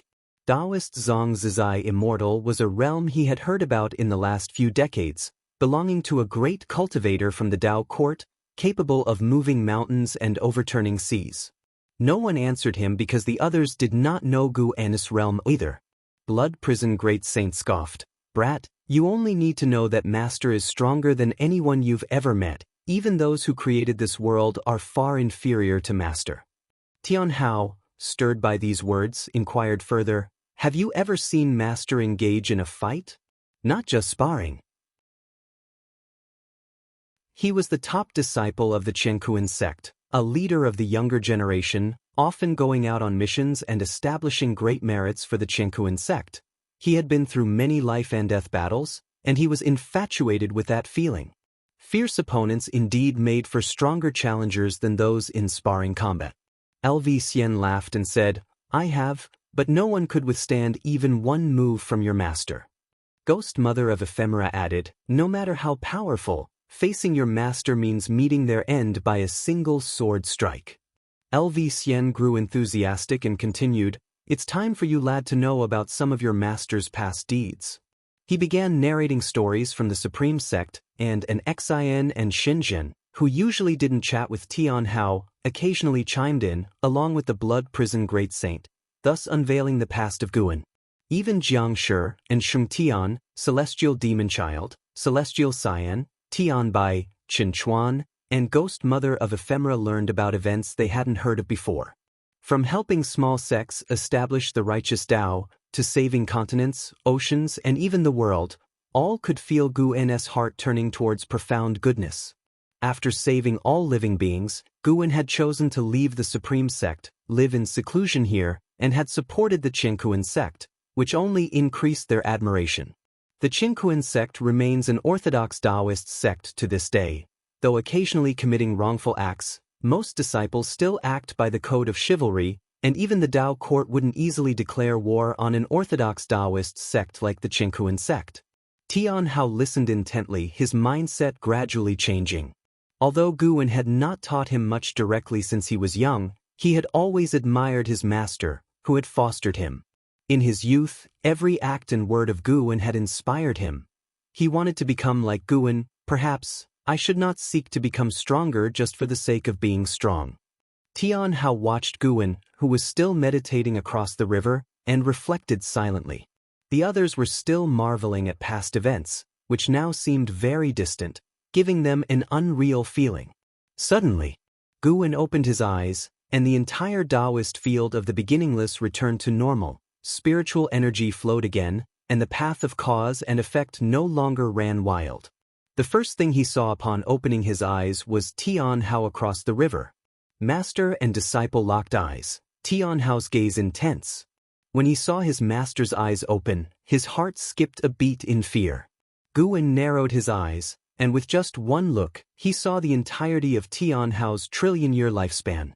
If you find any errors, ads pop up, ads redirect, broken links, non-standard content, etc., please let us know reports so we can fix it as soon as possible. Chapter 606 Tian Hao and Gu and the embodiments of beings from the 3,000 worlds all once pursued the path of cause and effect, exhausting their lifetimes of energy and time. Although Gu-in was unclear how long they had lived or what realm they had ultimately reached, their insights into the path of cause and effect, when gathered together, were incredibly vast. Gu-in looked at Tian Hao, whose future rapidly unfolded before his eyes. 200 million years. 300 million years. 500 million years. Suddenly, Tianhao's billion-year lifespan was all within his sight. Gu saw countless destiny lines on him, among which one shone the brightest. That was the destiny undisturbed by the power of the current great worlds, a life path predestined by the heavens. Following this line, Gu could see all that would come to pass for him. Tianhao would become the strongest fighter in the celestial spirit great world. He would travel the path of the great Tao, he would challenge other great thousand worlds, and he would even venture into realms above the great thousand worlds. CTH Novelfire. Net website on Google to access chapters of novels early and in the highest quality. This was the path of a legend, and he had never known failure. Feeling Gu's gaze, Tianhao was very nervous. He lowered his eyes, not daring to look back. The others also sensed a sharp aura emanating from Gu, and none dared to speak, thinking they might have been too noisy and disturbed him, causing his displeasure. Everyone was tense. It was their first time seeing Gu angry. Fortunately, it wasn't long before the chill on Gu's face dissipated. "Why are you all looking at me?" Gu asked with a smile. Seeing his familiar smile, everyone breathed a sigh of relief and followed suit, smiling. Senior Sister Anshin was the first to ask, "Master, did you just have a moment of sudden enlightenment?" Gu replied, an epiphany indeed. All right, disperse now. You don't expect me to discuss my insights into this realm with you, do you?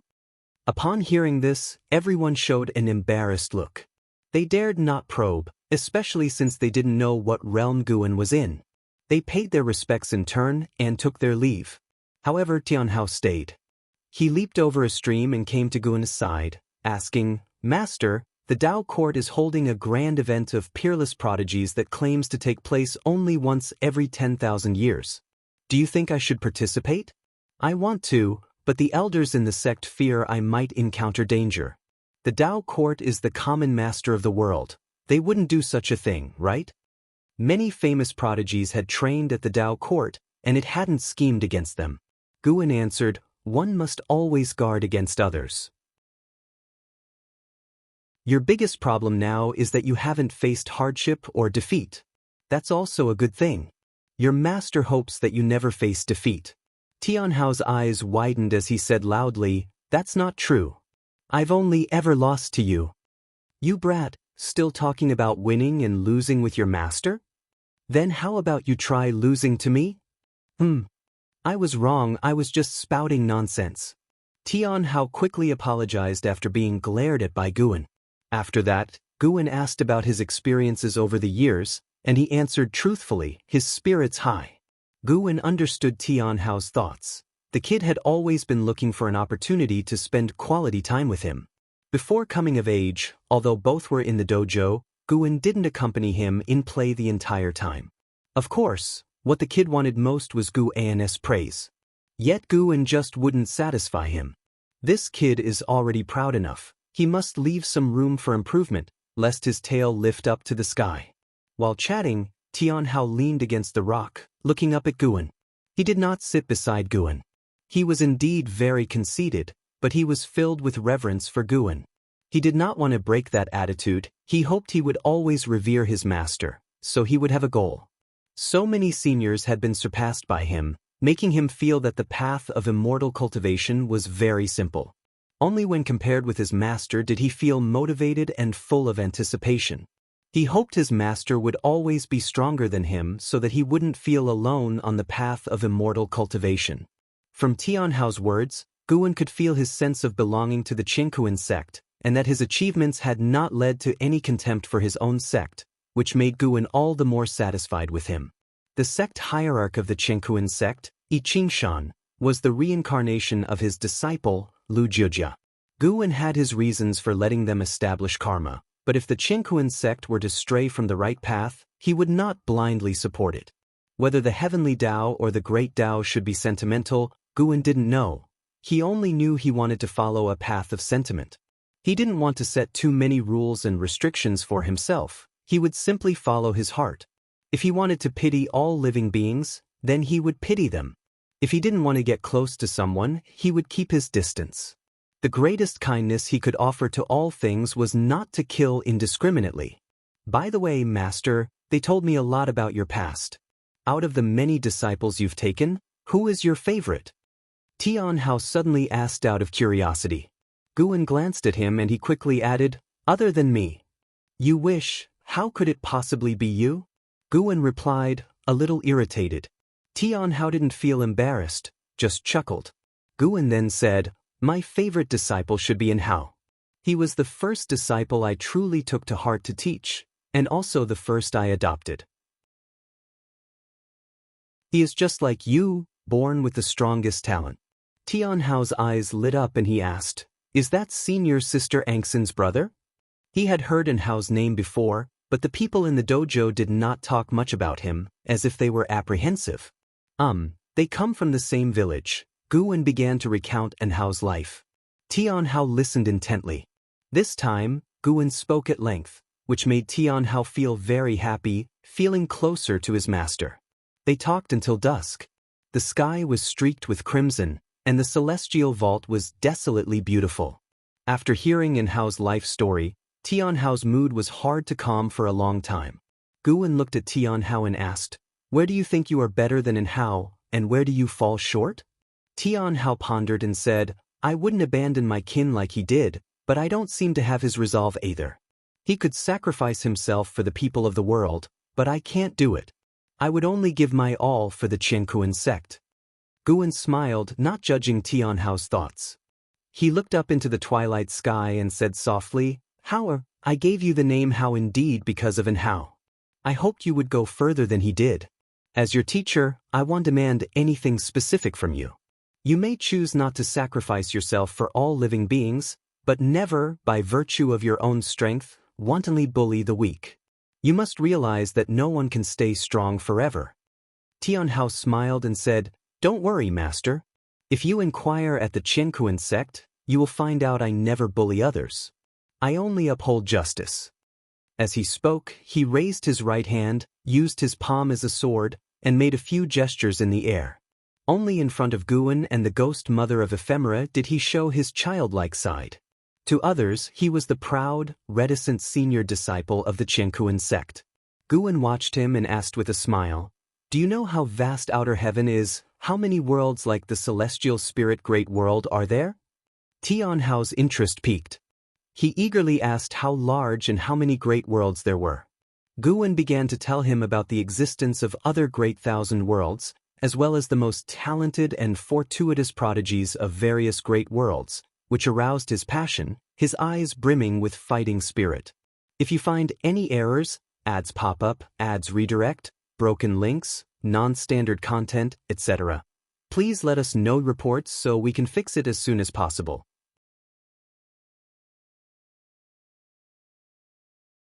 Chapter 607, The Great Cause and Effect Steel, The Path of Power. After talking with his master for a day, Tian Hao had gained a greater knowledge and developed an even bigger longing for immortal cultivation. Thereafter, he went to the Dao court with a heart full of fighting spirit.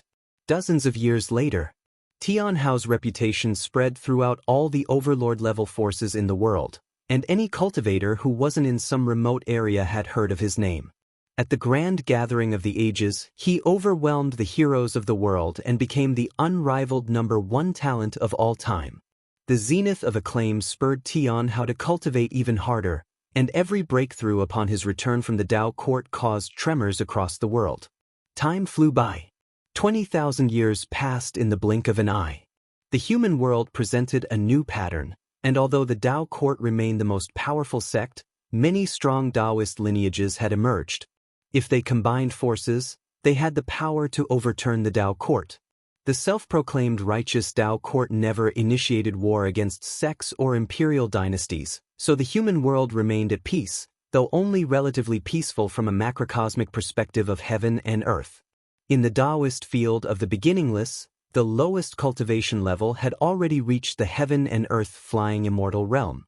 LV Xian, an Exin, blood prison great saint, and celestial demon child had all become carefree primordial immortals. As for Tian Hao, he had reached the divine immortal of wondrous Dharma realm, and moreover, he was at the 9th floor of that cultivation level. Any talent paled in comparison to him, and coupled with the 3 Tao treasures gifted to him by Guan, nobody could challenge him below the realm of Taoist Zhangzizai Immortal. Those 3 Tao treasures were 3 long spears, named Divine Punishment, Celestial Punishment, and Immortal Punishment, each containing different powers of the Great Tao. Regarding Gu An's favoritism towards Tian Hao, the other disciples in the dojo had no objections. They wholeheartedly acknowledged Tian Hao's talent. Even the blood prison great saint could do nothing but admire him. As 20,000 years had gone by, Tian Hao was now someone they all aspired to chase after. Beneath the starry sky, atop a massive mountain peak, there sat a serene palace. Within the palace, Ji Xiaoyu was meditating on a jade platform, surrounded by wisps of gray-tinged energy, a manifestation of the power of the Great Tao. A figure appeared atop the palace. It was the Sun and Moon Nether Emperor. The Sun and Moon Nether Emperor bowed deeply and, looking up at Ji Xiaoyu, spoke, "Your Majesty, Tian Hao, known as the #1 talent of the world, has come to the Yin-Yang Immortal Domain. He has stepped into our territory, seeking the Yin-Yang Rebirth Flower. He seems determined to obtain it, and with the 3 ultimate treasures in his grasp, each possessing power not inferior to heaven and earth ultimate treasures, our people cannot stop him." As he mentioned Tian Hao, his expression was incredibly complicated. 20,000 years ago, he had heard rumors of a peerlessly gifted talent born in the central area of the great world. He thought those rumors were exaggerated, but having now encountered Tian Hao, he realized they were no exaggeration. In fact, they might have even underestimated him. Compared to Tian Hao's talent for cultivation, his talent for battle was even more prodigious. Sir the Nellfire. NT website on Google to access chapters of novels early and in the highest quality. Ji Xiaoyu slowly opened her eyes, overlooking the Sun and Moon Nether Emperor, and asked, "You mentioned earlier he came from the Chenkuan sect. What is the background of this Chenkuan sect?" The Sun and Moon Nether Emperor answered, "Strangely enough, the Chenkuan sect lacks any great power but has nurtured such an extraordinary talent. Oh, I've also heard there is an immortal protecting the sacred land of the Chenkuan sect, guarding only their homeland. I'm not sure if that's true." Hearing this, a flicker of intrigue crossed Ji Xiaoyu's eyes. She was silent for a moment, then said, "Let him advance. Allow him to reach the other domains, and there's no need to inform the other 3 emperors." The Sun and Moon Nether Emperor was surprised but asked no further questions, promptly taking his leave. Ji Xiaoyu gazed out at the starry sky, murmuring to herself, "Is it you, Tian Hao, and how you truly are formidable, always able to cultivate peerlessly distinguished talents." As she calculated with her fingers, her expression grew increasingly complex. Tian Hao's rate of cultivation was simply too mesmerizing, making her feel as if all past distinguished talents were inconsequential. At this rate, in less than 1,000,000 years, Tian Hao would become the foremost figure of this era. Perhaps even the legendary Sheng Tian of the past would be but a stepping stone for him. Ji Xiaoyu took a deep breath, her gaze towards the starry sky gradually firming. Perhaps it was truly time for her to take that step. In the early morning, Guan was accompanying Shenzhen in painting, next to a waterfall, by a mountain with beautiful scenery. Shenzhen was painting a celestial spirit god vanquishing demons, while Guan painted Ji Xiaoyu meditating. Shenzhen glanced at Guan and scoffed, "It seems you really miss your third Mississippi. Why don't you go find her in reincarnation?" Guan answered, "She is not in the cycle of reincarnation." Shenzhen showed no interest in Ji Xiaoyu. Seeing Guan's response, she did not press further and instead turned to ask, "Look at my painting, does it capture the likeness of the fairy?" Her understanding of the path of cause and effect was growing stronger. Even though her cultivation level was much lower than that of the celestial spirit god, she was able to depict the celestial spirit god's past without him noticing. Guan glanced at her painting and said, "Not bad, but isn't it rather uninteresting to only probe into his past? This process allows me to deepen my understanding of the great Tao. Besides, what I can see is far from boring," Shenzhen said proudly. The celestial spirit god was, in her view, second only to Guan. Unable to depict Guan, she could only paint the celestial spirit god. Guan spoke with a profound tone. Perhaps you should create a divine skill, a skill that only you can wield. Divine skills? Shen Zhen pondered thoughtfully. Her cultivation level was also that of a wandering immortal, and that was even without putting much effort into her immortal cultivation, so she grew increasingly confident, even believing that she would eventually surpass Tian Hao. Although Guan did not think she could catch up to Tian Hao, her potential indeed seemed limitless. This was not solely due to the power of cause and effect from Fairy Yaoxian, but also the great cause and effect steel used by the Emperor of Eternal Life. The great cause and effect steel stood within the river of cause and effect, a manifestation of the great Tao itself, eternally indestructible within the great Tao. The existence of the great cause and effect steel was unimaginable. With the Emperor of Eternal Lives' sacrifice, some of the steel's power had spread to Shenzhen. As she lived longer, this power became ever stronger. Guan could see through everyone's future, but Shenzhen's future was becoming increasingly obscured in his eyes, a power dissolving her cause and effect, which made him have greater expectations for her. While Shenzhen was lost in thought, Guan contemplated his own Tao. He felt it was necessary to focus on developing a second great Tao. Relying on the Taoist dominator skill, Guan had begun to glimpse the 3,000 great Tao, but that was just understanding, not mastery. He wanted to master a formidable great Tao, not as unfathomable as cause and effect, fate, or reincarnation, but rather pure strength. Like the bright sun in the sky, glorious, upright, with awe-inspiring might. The 3,000 great Tao was just a collective term. The actual number of Tao was uncertain, with Guan having glimpsed more than 3,000. He wished to choose the most vigorous among these Tao. Pure strength. After much contemplation, Guan decided on the path of power.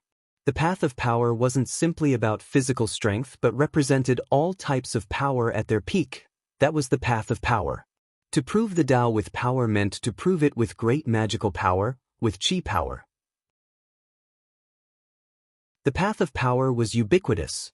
All beings that possessed strength, that could cultivate mana, demonic power, or any other power-focused cultivation, existed because of the path of power.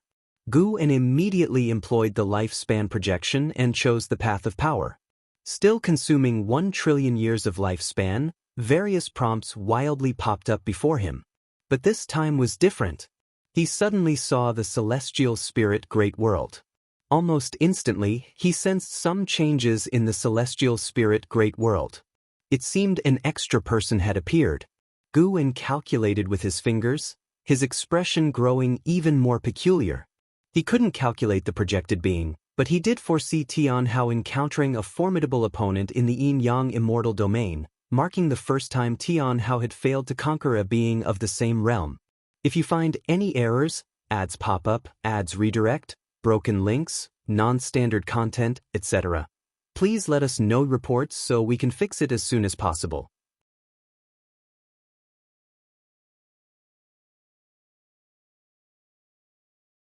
You got what you wanted, the Sun and Moon Nether Emperor asked. Facing a genius like Tian Hao, he chose to make a strong connection, having a premonition that this connection might save his life one day. Tian Hao withdrew his gaze, looked at the Sun and Moon Nether Emperor, and smiled, implanning to go back. Not being able to sweep through the same realm shows that my combat ability is not enough. I will go into seclusion to cultivate for a while before venturing out again. If you ever come to the 9-spirit continent, seek me out. I won't let you down. The Sun and Moon Nether Emperor showed a smile. Getting such a promise from Tian Hao was all he wanted. It at least proved that Tian Hao was still willing to maintain their friendship. Then Tian Hao bowed to the Sun and Moon Nether Emperor and transformed into a beam of extreme light, leaping up and quickly vanishing into the horizon. The Sun and Moon Nether Emperor watched his departing figure, a look of envy on his face. Living for so many years, he had never been as free as Tian Hao. A cultivator should be like this, roaming the heavens and earth, unbound. Immediately after, the Sun and Moon Nether Emperor let out a self-deprecating laugh. The reason he was bound by the yin-yang immortal domain was not because of his talent, but because he needed the power of the immortal domain to gather cultivation resources. He used to think his cultivation speed was fast, but now it felt slow. He earnestly wanted to reach the free immortal realm. He now harbored a ridiculous guess. He felt that Tian Hao might reach the free immortal realm faster than him. After a while, a figure landed beside the Sun and Moon Nether Emperor, a mysterious cultivator enveloped in black mist, who said in a deep voice, "Emperor, His Majesty has left." She said she would head to outer heaven to pursue the great Tao, leaving you to lead the reincarnation domain. The Sun and Moon Nether Emperor's thoughts were interrupted, and upon hearing this, he couldn't help but be astonished. Go to outer heaven to pursue the great Tao? Inside the Taoist field of the beginningless. Guan opened his eyes, his gaze filled with a forceful presence. He had completed inheriting the 3000's projected selves insights on the path of power. He underwent a transformation, with his chi power and mana rapidly strengthening, a strengthening that required no absorption of spiritual energy but was aided by the invisible and colorless path of power. He felt that the projected self that had entered reincarnation had disappeared, as if it had never existed. This allowed him to completely let go. Although there were many projected selves, indeed, they left no trace behind. He carefully sensed the path of power. Just pondering the path of power made his mana surge within the heaven-opening Daluo immortal realm, and his strength progressed leaps and bounds. Pure mana enhancement made him feel incredibly wonderful, and this time his choice was the right one. The sun set, and the moon rose. Days passed swiftly. 10 days later, Guan stood up. He first went to various places to pick mature medicinal herbs, and only after gathering them did he return to Shenzhen's side. Shenzhen had painted a new picture, depicting a scene where the celestial spirit god knelt before an immortal. This immortal was an old Taoist, with an aura of immortal Tao and bones of divinity, and his back was bathed in rosy light. In front of him, the celestial spirit god lacked its usual overwhelming might. Guan raised an eyebrow. Shenzhen had already been able to excavate his causality through the celestial spirit god. Don't paint recklessly, be careful not to provoke an existence even I can't withstand, Guan spoke. Shenzhen snapped back to reality, and when she saw clearly what she had painted, her face turned pale, and she immediately raised her hand, her fingers igniting, rapidly burning the scroll. After doing all this, she breathed a sigh of relief. She turned her head towards Guan, embarrassingly said, "I was too engrossed earlier, it wasn't intentional." She also felt a sense of fear. The celestial spirit god was already so powerful, how horrifying must an existence be that could make the celestial spirit god kneel? The thought that she might have brought about a catastrophe for Guan made her uneasy, her eyes filled with guilt. Guan was just trying to scare her. He trusted his own Taoist field. If his Taoist field weren't strong enough, Shenzhen had already provoked that old immortal. With his Tao practice far surpassing the celestial spirit god, he would just need a thought to descend into the celestial spirit great world. In the future, think about yourself. Your talent might hide unimaginable great cause and effect, Guan said with a smile. The path of power had let his strength leap forward, and he also planned to prepare for a breakthrough. It was time to think of a way to save Fairy Yao Xian. This was the obsession of the Emperor of Eternal Life, and as the original, Guan had to help him. Speaking of obsessions linked to the reincarnation body, Lu Han had one too, his son, Lu Qiuxian. The obsession of the Black Profound Emperor was his senior sister, Fairy Bai Xian. Guan didn't want to create too deep a cause and effect with these people. The Long family was already troublesome enough, but he could secretly aid them. Consider it as repaying them for their lifelong companionship. My great cause and effect? Shenzhen fell into deep thought. Seeing her lose herself once again, Guan shook his head in amusement. It wasn't necessarily good to be too easily enlightened. Guan sat down and continued painting. He felt that Ji Xiaoyu had left the celestial spirit great world, but he did not stop his brush. He had long seen Ji Xiaoyu's future. After many trials and tribulations, Ji Xiaoyu would descend into other great thousand worlds, thus welcoming more opportunities. Her choice was right. She would go further in the future. Unfortunately, it was just further. Guwen had seen the end of her life. She would die in a struggle. He was not worried. When the time came, he would act. Peering into destiny did not make Guwen feel desolate towards everything, because he was not only able to peer but also to change and even manipulate. Beings of lower realms could not detect this manipulation and would only sink in fate. One stick of incense later, Guwen completed his painting of Ji Xiaoyu. He saw Shenzhen still in a self-forgetting state, so he couldn't help but turn his gaze towards other worlds. Zhang Buku was temporarily safe, and in the long years to come, his power would grow continuously until he became the demon emperor of the Tai's great world. Compared to him, Guwen was more concerned about another person. That was Zhu Shi, the former lord of the Holy Court, Saint Heaven reincarnation. After being sent out of the celestial spirit great world by the immortal seeker, she came to a domain not part of the great thousand worlds to make her way, a place that also had heaven and earth, but without the rules of the great world. Guwen had only recently in the last 10,000 years caught track of Zhu Shi. At this moment, she was making her way through an ancient secret realm, said to be the dojo of a Taoist emperor, filled with mechanisms and its own world. Sir the Novel Fire. Net website on Google to access chapters of novels early and in the highest quality. This Taoist emperor made Guwen feel familiar. Emperor Ziwei. This emperor had appeared in the life of the Black Profound Emperor and was the strongest in talent he had ever encountered. Now recalling it, Guwen felt that this Emperor Ziwei was very extraordinary. If you find any errors, ads pop up, ads redirect, broken links, non-standard content, etc., please let us know reports so we can fix it as soon as possible.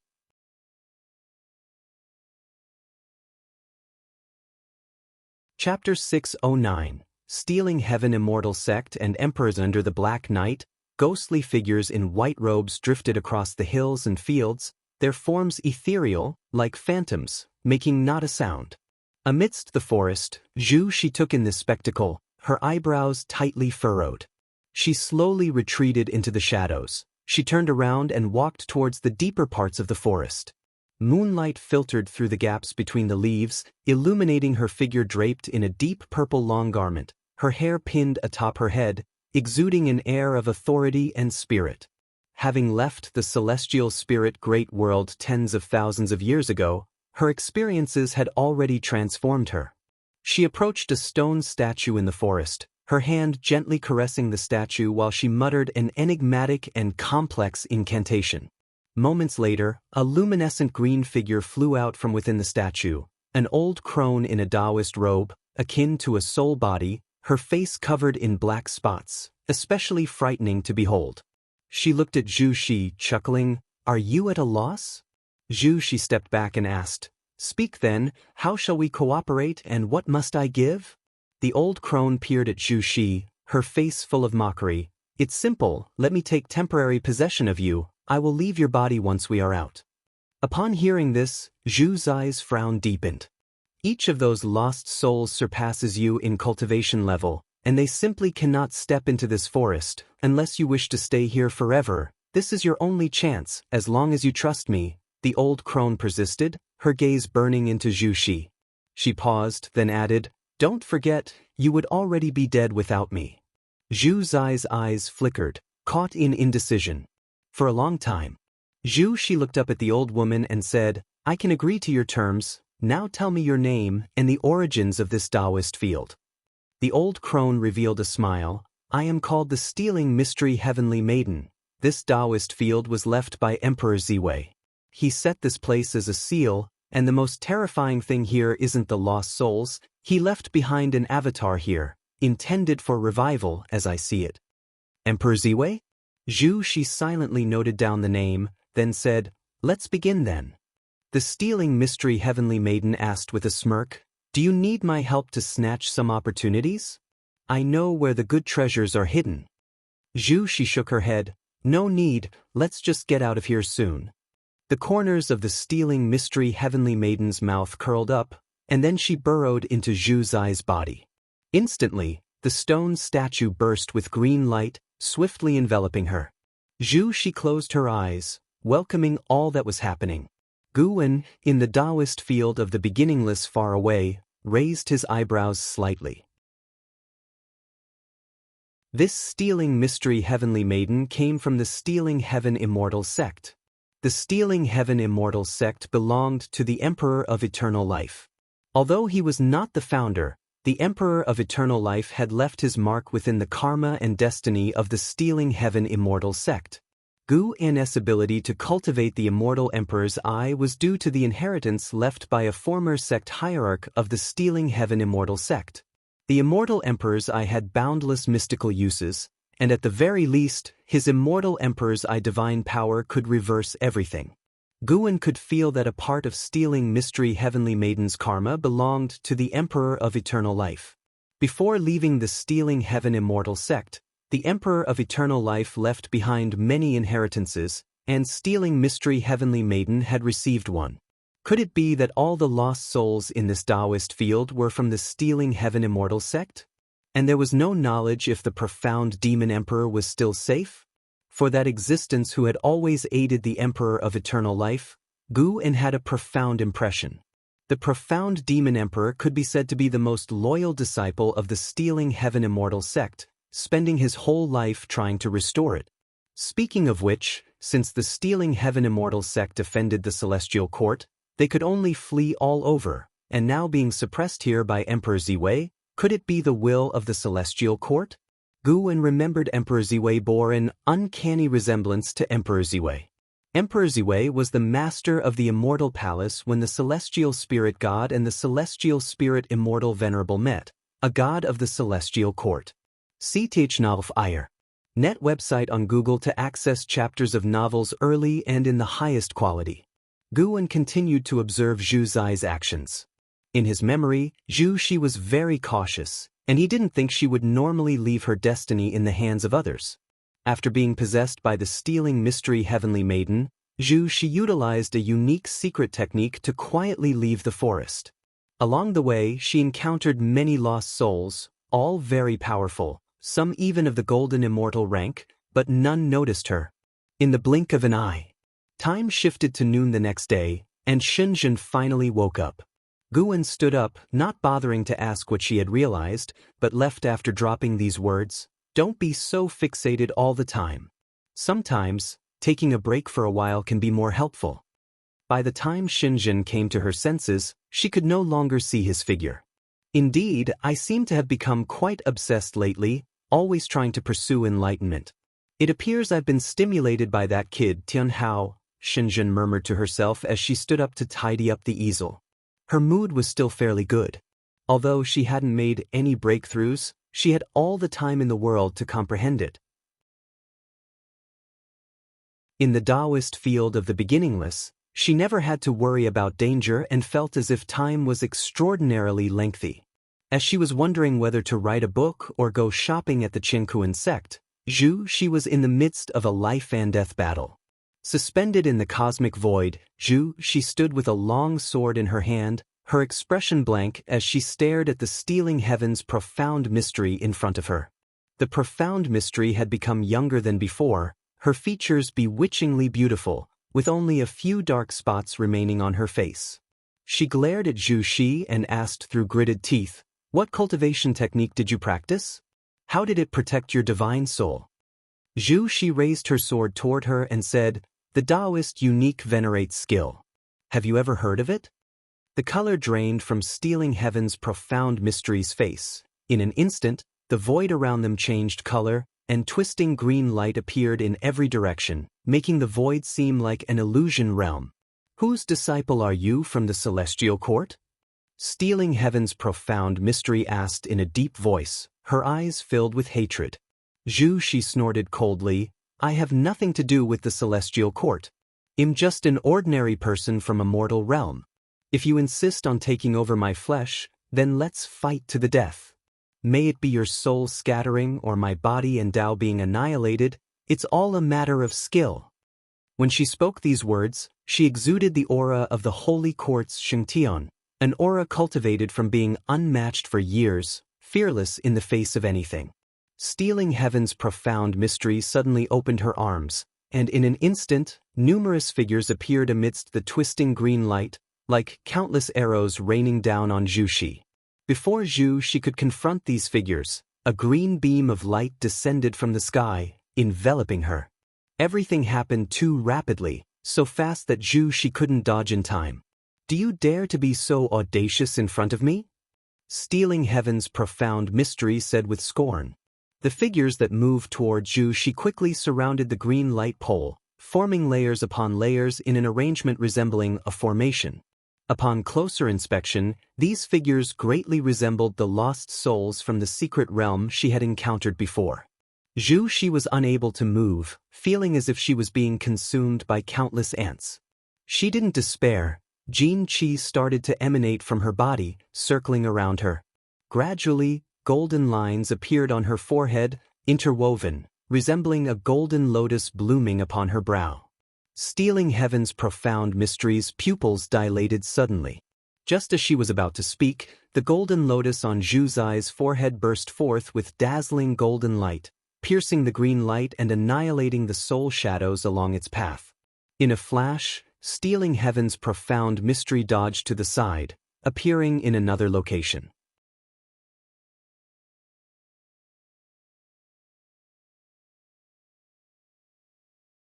Chapter 610. Immortal Emperor's Eye battles. Emperor Ziwei stared at Zhu Shi, not uttering a word.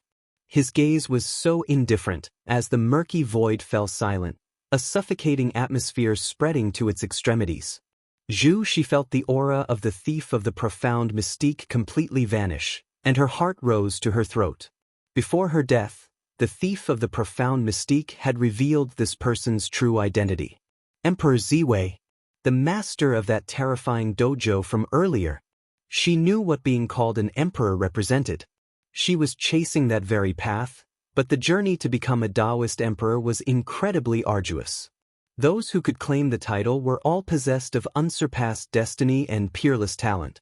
A fully accomplished Taoist emperor was even more terrifying, possessing the ability to not fear the immortal gods. "Who taught you the Taoist unique venerate skill?" asked Emperor Ziwei, his voice icy cold, an endless tide of killing intent overwhelming Zhu Shi. Without control, Zhu Shi blurted out 4 words, "Immortal Seeker." Having spoken, her heart was thrown into turmoil. What was going on? Why couldn't she restrain herself from speaking the truth? Emperor Ziwei narrowed his eyes, murmuring to himself, "It's him, as unsettled as ever." He continued asking Zhu Shi, "Besides him, do you have another master? What is his name?" He could sense that the immortal seeker's influence on Zhu Shi wasn't significant, and Zhu Shi was burdened with even greater karma. Zhu Zai's complexion changed dramatically. She opened her mouth, trying with all her might to suppress the urge to speak, but she couldn't hold it back. "Yes, he is Gu." Zhu Zai's voice suddenly stopped, as she felt the bindings around her disappear. She reacted swiftly, turning to flee. Her speed was incredible, covering an immense distance in the blink of an eye. However, no matter where she flew in the void, the surroundings looked extremely similar, as if she hadn't moved at all. Emperor Ziwei didn't chase after Zhu Shi but frowned in the direction of her escape. He lifted his right hand, his robe billowing, and the entire void changed color. Zhu Shi, fleeing at full speed, seemed to sense something. She turned her head, her eyes widening in shock. Behind her in the void emerged 18 enormous draconic shadows, as if occupying the whole space, full of visual impact. They writhed freely, bearing fangs and claws, appearing shockingly terrifying. Zhu Shi stopped, not because she didn't want to escape, but because the space around her suddenly solidified, rendering her unable to move. What was most terrifying was an invisible force compelling her to turn around, as if a hand was seizing her, spinning her back. The Zhu Shi of the profound Yuan-free immortal realm had no way to resist this power. Despair filled her eyes. The gap was too great, so vast she couldn't use any secret techniques or divine skills. As the 18 dreadful draconic shadows closed in, Zhu Shi wanted to end her own life but found she was unable to do so. "Since you want to protect her, why not show yourself?" spoke Emperor Ziwei, causing Zhu Shi to be astonished. Someone was protecting her? Was it possible that her earlier escape wasn't because Emperor Ziwei was distracted, but that another force was secretly aiding her? She struggled to turn her head to see what lay behind her. In the corner of her eye, the void remained pitch black, like the abyss, invisible to sight. The more this was true, the more uneasy Zhu Shi became. She was very clear about her own past. What possible backing could she have that could contend with Emperor Ziwei? She felt it was more likely that another terrifying being was maneuvering her. Having left the celestial spirit great world for tens of thousands of years, she indeed had been involved in many karmic consequences which she didn't fully understand. Zhu Shi looked back at Emperor Ziwei, her gaze no longer filled with despair but returning to her usual calmness. If worst came to worst, she would die. Immortal Emperor's eye? Truly a rarity, no wonder you want to protect her. Emperor Ziwei's voice rang out once again, his voice becoming even colder, and the 18 enormous dragon shadows that twisted at will also stopped in their tracks. Hearing this, Zhu Shi turned her head to look again, and this time, her pupils involuntarily dilated. She saw a pair of eyes. A pair of spectacular and terrifying eyes, the visual impact of which was no less than that of Emperor Ziwei's 18 dragon shadows. In these eyes shone dark purple pupils, eerie and mysterious. The eyes were so vast, like the eyes of the universe, that they made Zin's soul tremble. What kind of eyes were these? Zhu Shi could not imagine the realm of the owner of these eyes. Although this mortal body isn't very powerful, if you want to save her from my grasp, let's see just how capable you are. Emperor Ziwei's voice came from the depths of the void, and as his words ended, the 18 giant dragon shadows moved. They moved like thunder, and the entire void seemed to shatter all at once. The Tao rules stirred up a strong wind that rushed at Zhu Shi, forcing her to close her eyes instinctively, her body and mind in extreme discomfort. At this moment, she felt like a drowning mortal, in pain, suffering, terrified, yet powerless, only able to endure this kind of torture. Fortunately, the torture came suddenly and left just as quickly. The wild force assaulting Zhu Shi disappeared in an instant, and she then felt a warm power enveloping her. Sniff. Her shoulder was suddenly patted, startling her into opening her eyes. A new light shone in her eyes as she saw the once invincible dragon shadows starting to obliterate as if being burned by an invisible fire. This scene filled her with surprise. She instinctively turned her head to look but saw no one else. The feeling of her shoulder being patted seemed to have been an illusion. However, those mysterious giant eyes known as the Immortal Emperor's eyes remained. They were so calm, silently watching Emperor Ziwei's dragon shadows become undone. Looking at the Immortal Emperor's eyes again, Zhu Shi unexpectedly felt a sense of familiarity. It seemed she had seen these eyes somewhere before. Wait, could it be? Yu Zai's eyes widened with excitement, her body trembling uncontrollably. It was her mentor. Long ago in the celestial spirit great world, she had never been able to see through Gu An's cultivation level. She had always thought her mentor came from another great thousand world, but she could never have imagined her mentor was so powerful and, moreover, that he could come to rescue her. An immense surprise overwhelmed her, making her feel as though she was in a dream. Until the dragon shadows vanished, Emperor Ziwei's voice did not rise again. Zhu Shi didn't understand what had happened, but it was clear that her mentor had won. Run away, continue chasing the path of the great Tao. Gu An's voice entered Zhu Zai's ears, rousing her, and she immediately flew towards the Immortal Emperor's eyes. Along the way, the view was dazzling, with star nebulae surging like dragons, the scenery before her eyes enchanting. Zhu Shi found that even flying at full speed, she still couldn't get close to the Immortal Emperor's eyes. The distance between them seemed eternally insurmountable. Sir the Oval Fire. Net website on Google to access chapters of novels early and in the highest quality. She didn't feel lost. Instead, she felt her mentor was guiding her. Looking at the majestic Immortal Emperor's eyes in the distance, Zhu Zai's eyes were filled with longing. How many years would she need to cultivate to reach such a realm? Meanwhile, far away at Human World Peak, Gu An stood at the edge of a cliff, gazing at the horizon, his eyes reflecting the image of Zhu Shi. This time, He had not personally intervened, but it was enough to deal with Emperor Ziwei. This Emperor Ziwei, although not the true form, possessed the cultivation level of the balancing heaven golden immortal realm perfection, even more powerful than the celestial spirit god.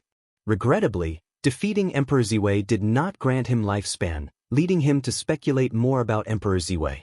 If you find any errors, ads pop up, ads redirect, broken links, non-standard content, etc., please let us know reports so we can fix it as soon as possible.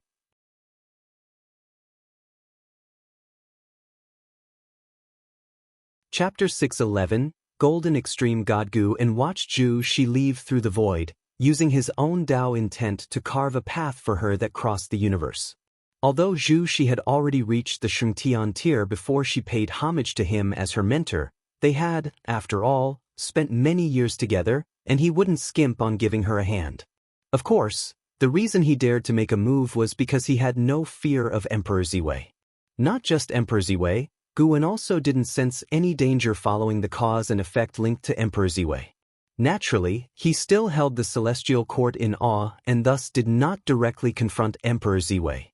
His fate pen and infinite sword book could be used to strike enemies from afar, and over tens of thousands of years, apart from refining Tao treasures, he had been continuously strengthening both the fate pen and the infinite sword book. Some things need not be used but cannot be too weak. In his unmatched years, Guan enjoyed conjuring enemies for himself. He would even imagine facing the entire celestial court. A figure arrived beside Guan. It was Zhu Xinglan, his foremost disciple from the main peak of Human World Peak. Tens of thousands of years might seem long to mortals, but for disciples of a major sect like the Human World Peak, it wasn't considered very long. Over these years, Zhu Xinglan maintained utmost respect for Guan and was very organized in handling matters, so Guan would, from time to time, give him some guidance. However, the two were not in a true mentor-disciple relationship, and Guan didn't truly wish to take him as a disciple. Master, Tao Court has invited Human World Peak for a second discourse on the Tao, and the main peak would like you to attend as well, Zhu Xinglan said respectfully. Guan had always maintained the cultivation level of the first tier of Human World Peak. Not only did he hold a high position and wield significant power, but heaven-defining peak had also become the second most important peak after the main peak. I need to travel and see the world. When the time comes, we'll see. I might as well head towards Tao Court. If I can make it, then that's good. If not, they won't miss my presence, Guan casually replied. Zhu Xinglan smiled helplessly but dared not insist further. After all these years, Guan was always like this, free from any mercenary interests. He figured it out. Guan's choice to join Human World Peak was likely due to Bai Zia's invitation, casually accepted in his laid-back manner. Zhu Xinglan began to speak of other matters. The current era teemed with emerging prodigies, with ancient great cultivators unable to overshadow the luster of the younger generation. As each peerless prodigy rose, various myths emerged as if those peerless figures were immortal gods descending from the celestial court. Take Tian Hao as an example. The followers of the heavenly Tao claimed he was the reincarnation of profound star immortal monarch, the fiercest immortal in the mortal world on a trial. Zhu Xinglan too longed for the elegance of those peerless prodigies. In recent millennia, he had been actively searching for unparalleled talents for heaven-defining peak. Unfortunately, he found many talented individuals, but none could compare with the first-rate talents of the world. Guan merely listened, not really interested in cultivating peerless prodigies for Human World Peak. Once Zhu Shi was completely safe, he retracted his thoughts and headed down the mountain, with Zhu Xinglan keeping him company, eager to chat more. Even after tens of thousands of years, Zhu Xinglan still had no clue about Guan's origins. Before joining Human World Peak, from which sect had Guan come? This remained a curiosity for him. It was precisely this curiosity that made him look forward to Guan, hoping Guan would bring surprises to Human World Peak. Unfortunately, he was once again disappointed. After spending half a day at Human World Peak, Guan returned to Taoist field of the beginningless. Deep in the universe, at the World Gate. Seated in meditation before the World Gate, The celestial spirit god suddenly opened his eyes and stood up, facing the gate.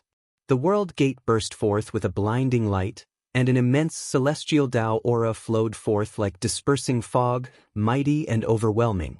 Amidst the vast celestial Tao flame, a figure stepped out from within the world gate. It was a towering figure clad in golden armor, his presence no weaker than the celestial spirit god. The armor he wore contrasted starkly with the celestial spirit god's silver armor, and the light emitted by both was equally brilliant, locked in a standoff. "It's been a long time, celestial spirit god," the man in golden armor stopped in his tracks. He stood before the world gate, looking at the celestial spirit god, and spoke with a voice like rolling thunder, causing the surrounding celestial Tao flame to tremble. The celestial spirit god wore an expressionless face and asked, "Golden extreme god, why do you leave the great thousand world you guard to come to mine?" The golden extreme god lifted his right hand, revealing a golden token in his palm with 2 characters engraved. "Profound residence." The gaze of the celestial spirit god remained unchanged as he continued, "The profound star immortal monarch is really quite audacious." The golden extreme god snorted coldly, "That's none of your concern, and even your former master, Emperor Ziwei, has no right to pry into the affairs of an immortal monarch."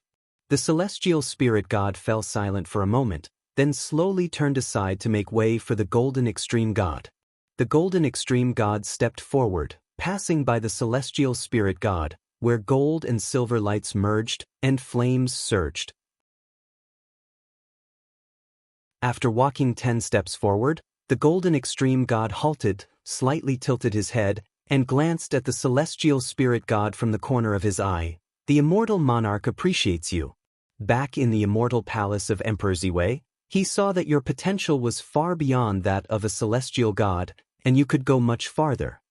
"Once this matter is settled, I shall ascend to be a celestial Tao star monarch, and you will still have a chance to consider it. When I return here, I expect an answer from you."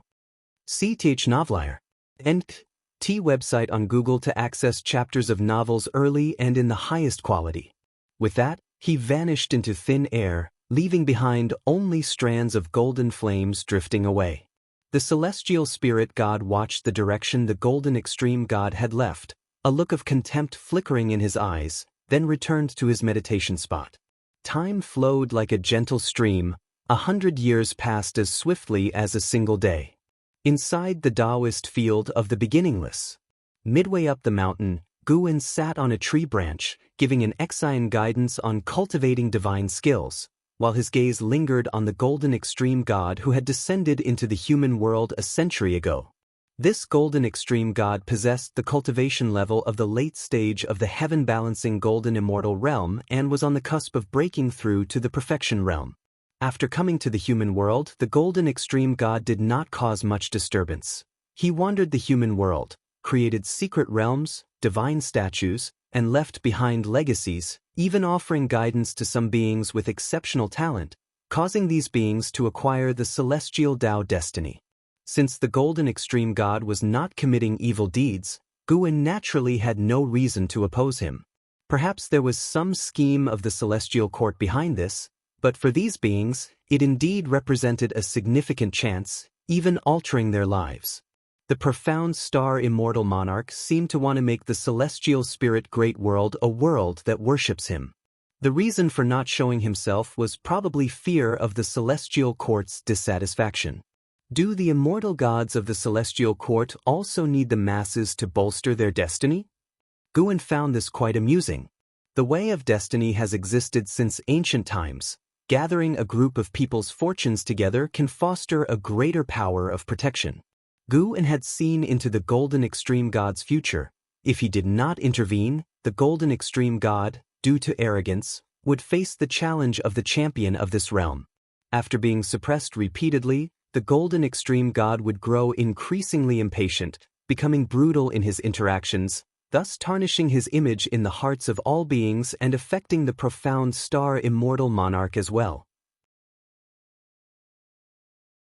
In the end, the golden extreme god would be captured by a force from beyond the skies, serving as a resolution for the beings.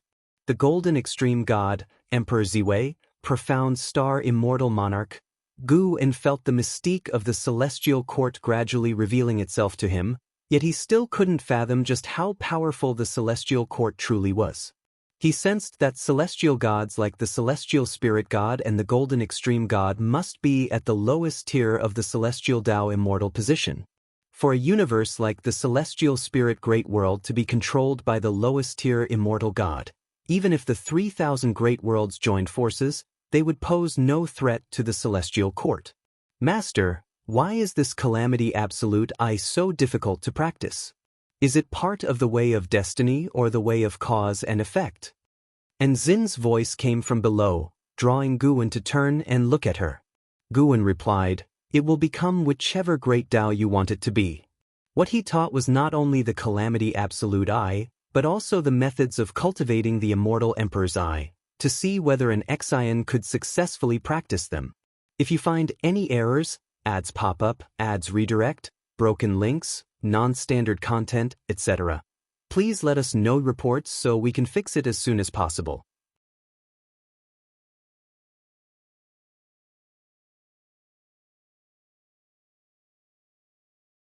After 10,000 years of intensive research, an Xian finally developed her own understanding of the immortal emperor's I.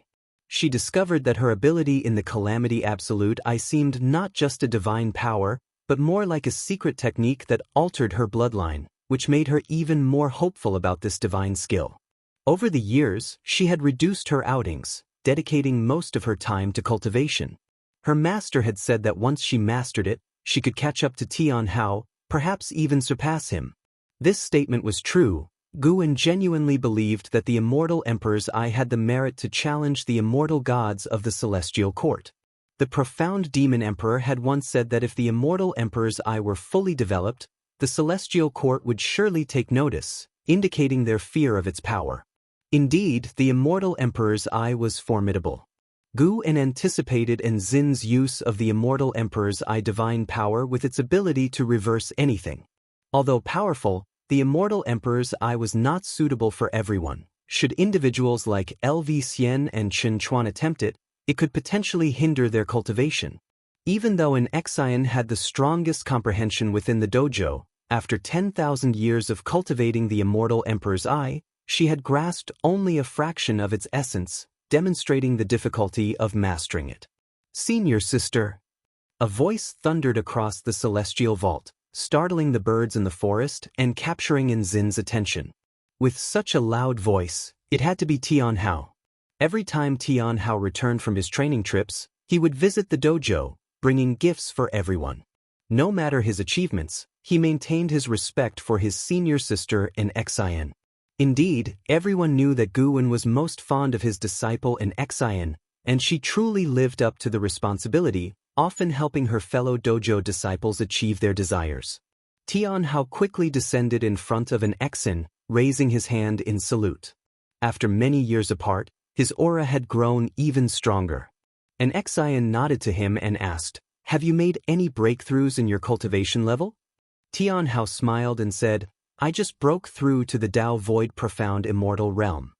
An Xian fell silent. They were stuck at the carefree primordial immortal realm, where breakthroughs were rare in 10,000 years, yet Tian Hao seemed to feel the hindrances in his cultivation and continued to advance rapidly. Tao Void Profound Immortal, and Xian felt the gap between herself and Tian Hao widening. She couldn't help but doubt herself. Even if she mastered this divine skill, could she really stand on equal footing with Tian Hao? Such confusion passed in an instant. She decided to trust her master, for without her master, where would she be today? Her master had no reason to deceive her. "How have you been in recent years?" An Xian adjusted her attitude and asked with concern.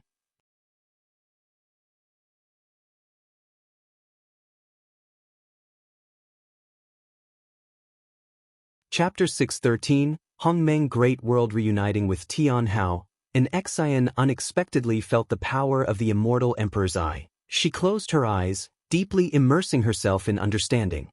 Far away, within the Qingkuan sect, drinking, Gu-en also sensed the occurrence. Perception between immortal emperor's eyes was exceptionally sharp, He felt both relieved and curious. Could it be the destiny of innate immortal gods that stimulates the immortal emperor's eye? Could the immortal emperor's eye be the pathway to innate immortal gods? Is this also why the celestial court fears the immortal emperor's eye? Guin speculated thus, but he couldn't be sure. After all, he hadn't yet seen the celestial court. "Brother Gu, what are you thinking about? Why aren't you drinking?" The cultivator sitting opposite Guin asked with a smile. He was a good friend Guin had made in the Qingkuan sect in recent years, named Guanqiu. The two were fair-weather friends, not concerns for each other's cultivation progress. If they met, they would simply enjoy wine and meat, and chat about the pleasures of life. Guanqiu's appearance wasn't handsome, but his cheerful personality, combined with his bright smile, easily closed the distance with others. Guin revealed a smile, saying, "I was just wondering when the geishas you spoke of would appear in the city." Guanqiu laughed, shaking his head in amusement. "This is the Qingkuan sect. How could there be such a place of song and dance? If you're interested, I'll take you to the imperial city later, where the noble officials of the human world know how to enjoy." The two chatted on this topic for quite some time. Eventually, Guanqiu was the first to stand up and say goodbye, lamenting, "I've got to go out on another mission, to alleviate suffering and difficulty. I fear it may be years before I can return." He was just an ordinary lower-level disciple of the Qingkuan sect, so for him, a few years was quite long. Guin offered him a blessing, then watched him depart. When Guanqiu had left, Guin drank alone, his gaze passing through the window, appreciating the scenery on the street. Even within a major sect like the Qingkuan sect, cultivators of all realms were striving for their own destiny. Guin had already seen, while drinking, that Guanqiu would encounter hardships on his journey, even be tortured by demon cultivators to the point of preferring death, but he did not intervene. Guanqiu would meet the golden extreme god during the most desperate moment of his life, marking a turning point. The drinking buddies Guin had made in the Qingkuan sect long exceeded 10,000. Many had entered reincarnation, and others had forgotten him. Among these friends, Guanqiu was very ordinary, but due to the arrival of the golden extreme god, he would embark on an extraordinary legendary path. "Brother Guan, while the path ahead is perilous, the night will always pass." Guin picked up a bowl of wine, muttering to himself before tossing it down the building. This action signified the end of their cause and effect relationship. It wasn't that Guin intentionally wanted to sever ties. Rather, Guanqiu would no longer be his drinking buddy, and he wouldn't retain his current radiant smile. "Who's there? Why are you throwing wine downstairs?" A beautiful female disciple shouted angrily, covering her head, looking up, but no longer able to see Guin's figure. The cultivators passing by on the street glanced at her, yet no one approached to strike up a conversation. Elsewhere, Guin walked through the forest, humming a tune, and started his life-span breakthrough as he walked. It was time to break through. As the thought settled, a series of prompts popped up before his eyes. You have initiated the lifespan breakthrough function. Based on your current realm, the following breakthrough locations are selected for you: 1. Path of the Great Tao, 2. Fallen Divine Realm, 3. Abyss Tao Sea, 4. Celestial Extreme 9 Heavens, 5. Tao Origin Ancestor Tree, 6. Ling Mountain, 7. Taiqing Deep Realm, 8. Misty Immortal Court, 9. Hongmeng Great World. Most of the place names had appeared before. It was a good thing that the desperate celestial tomb hadn't. At least Guin wouldn't be entangled in sin anymore. Looking at Ling Mountain and the Misty Immortal Court, Guin felt a bit hesitant. Should he represent the Emperor of Eternal Life and revisit his old haunts? Forget it. After becoming the sect hierarch of the Stealing Heaven Immortal sect, the Emperor of Eternal Life might have already caught the attention of the Celestial Court. It was not worth the risk. CTH Nelfer. Net website on Google to access chapters of novels early and in the highest quality. Guin's attention was drawn to the Hongmeng Great World. The two characters Hongmeng were evidently not simple. In the myths of Huaxia from his previous life, Hongmeng represented the ancient. It represented the starting point of everything. There was even a saying that Hongmeng existed before chaos. Why not go there? Guin hesitated for a moment, then made a decision. To teleport to the Hongmeng Great World, it will require 10 billion years of lifespan. Do you wish to proceed? 10 trillion years of lifespan to Guan now was hardly anything to consider. He agreed without hesitation. Immediately following was the familiar sense of discomfort, causing him to close his eyes, deprived of his senses. After a while, his senses returned, and he opened his eyes. What entered his vision was a vast and boundless universe, filled with a faint purple haze, where he could see stars, continents, and spectacular nebulae like no other. He immediately activated his life-span barrier, then resumed observing the Hongmeng Great World. Once the life-span barrier was up, his heart was completely at ease.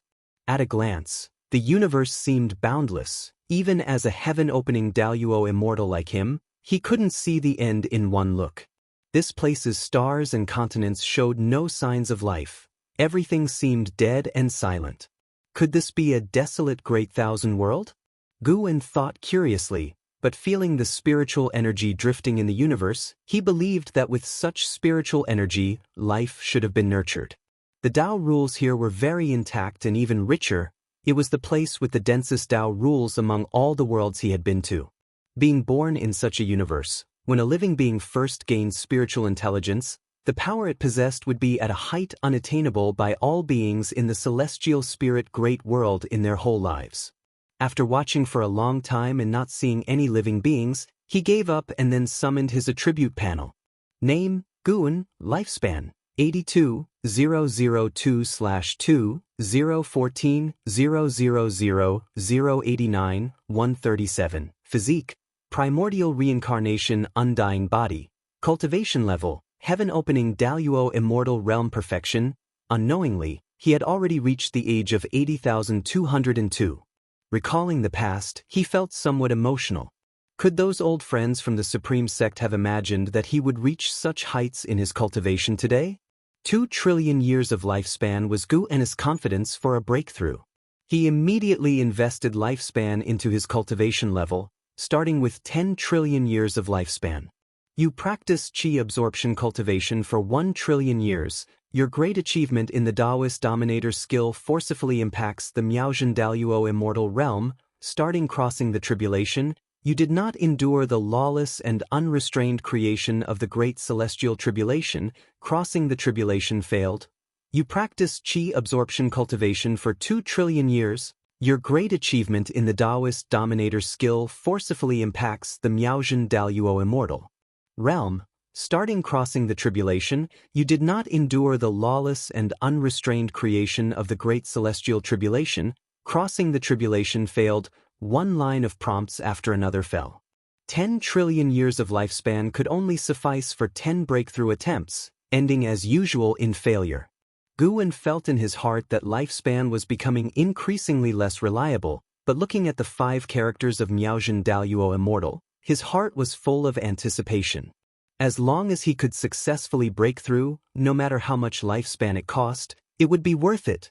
He changes the number of years of lifespan he invested, pouring in 100 trillion years of lifespan in one go. What boldness! Although he had not yet succeeded, Guan already possessed the spirit of a Miaozhen Daluo immortal, or at least, that was how he felt within his heart. If you find any errors, ads pop up, ads redirect, broken links, non-standard content, etc., please let us know reports so we can fix it as soon as possible.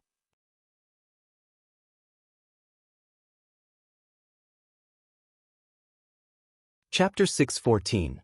Breakthrough to Miaozhen Daluo Immortal Realm Perfection. 1 trillion years of lifespan could endure 100 tribulations. Rapid prompts flashed in front of Guan's eyes, with no change in length, meaning all failed. Guan was not at all panicked. He continued to invest 1 trillion years of his lifespan. His eyes were constantly focused on the prompts in front of him. In the mysterious and eerie Hongmeng Great World, purple mist surged. As Guan continuously invested lifespan, when he had poured in 5 trillion years, his face finally showed a change. He began to have an ominous feeling, but fortunately he still had 15 trillion years of lifespan left, so there was no need to panic. After investing another 2 trillion years of lifespan, the prompts finally changed. You have practiced qi absorption cultivation for 87 trillion years. You forcefully attack the Miaojin Daluo immortal realm with the great achievement of the Taoist dominator skill, begin the tribulation and fail to endure the unrestrained heavenly creation of great celestial tribulation. Tribulation failed. You have practiced qi absorption cultivation for 88 trillion years. You forcefully attack the Miaojin Daluo immortal realm with the great achievement of the Taoist dominator skill, begin the tribulation and endure the unrestrained heavenly creation of great celestial tribulation. Tribulation succeeded. Your cultivation level breaks through to the early stage of Miaojin Daluo immortal realm.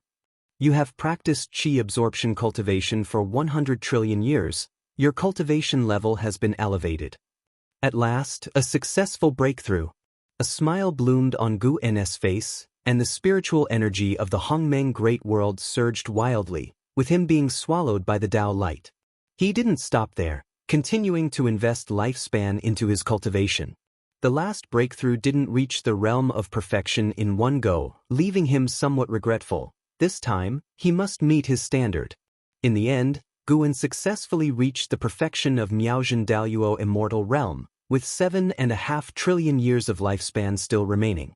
Guan closed his eyes contentedly, immersing himself in the fortune brought by Miaojin Daluo immortal. As the spiritual energy in the Hongmeng Great World began to surge, the invisible Tao rules also began to tremble, and ethereal auspicious lights appeared in the void, featuring various colors. Towards the end, even lightning appeared within the void, a destructive aura spreading throughout the cosmic vacuum. An hour later, Guan finally broke through to the Miaojin Daluo immortal realm. He still bathed in the Tao light, and sprouts rapidly sprouted from the top of his head, flowering and fruiting. After the fruit grew, it burst into golden light, forming countless points of light, like a galaxy floating above his head. He slowly opened his eyes. The heaven-opening Daluo immortal can create worlds, even those surpassing the ordinary Great Thousand World, while Miaojin Daluo immortal can transform the world into its own power, condensing the Miaojin Dharma aspect, whose creation is endless. The Miaojin Dharma aspect is composed of the 3,000 great Tao, but one Tao acts as the main body, which is wonderfully similar to the Tao universe known to Guan.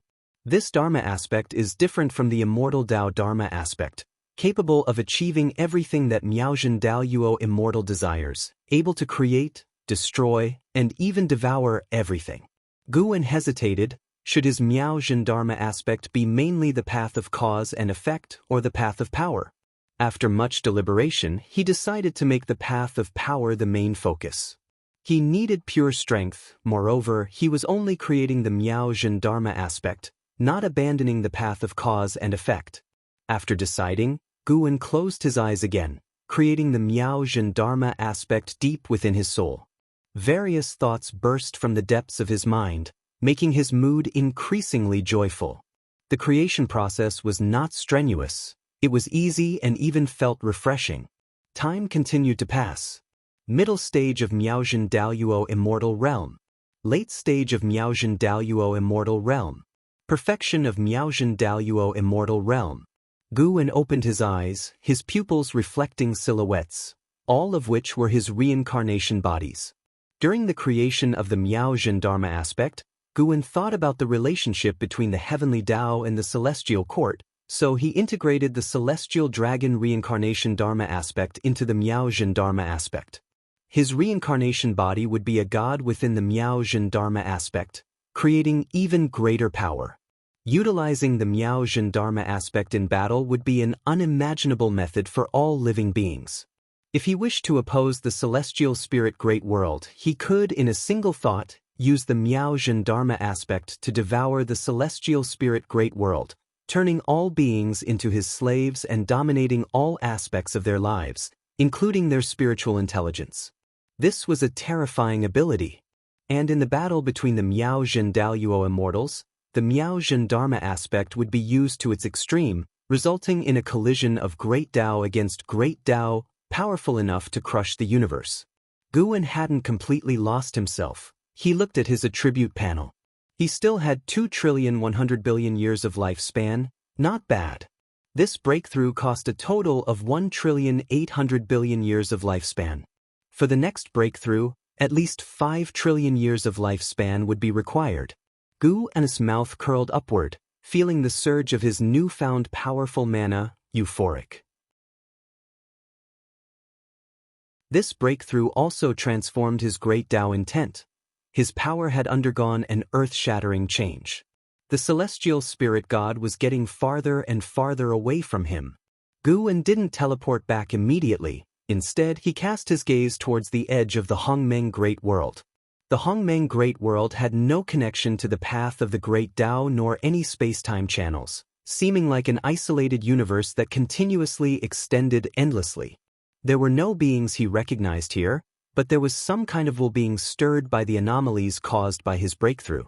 Under Guan's gaze, a terrifying figure, almost imperceptible, wandered in the darkness, only perceivable by those possessing the Daluo Dao fruit. Its shape resembled a dragon, its forelimbs and claws were as long as a dragon's body, its head crowned with antler-like appendages that stood tall like mountain peaks. Two river-like entities flowed around its neck, the nature of which even Guan couldn't discern.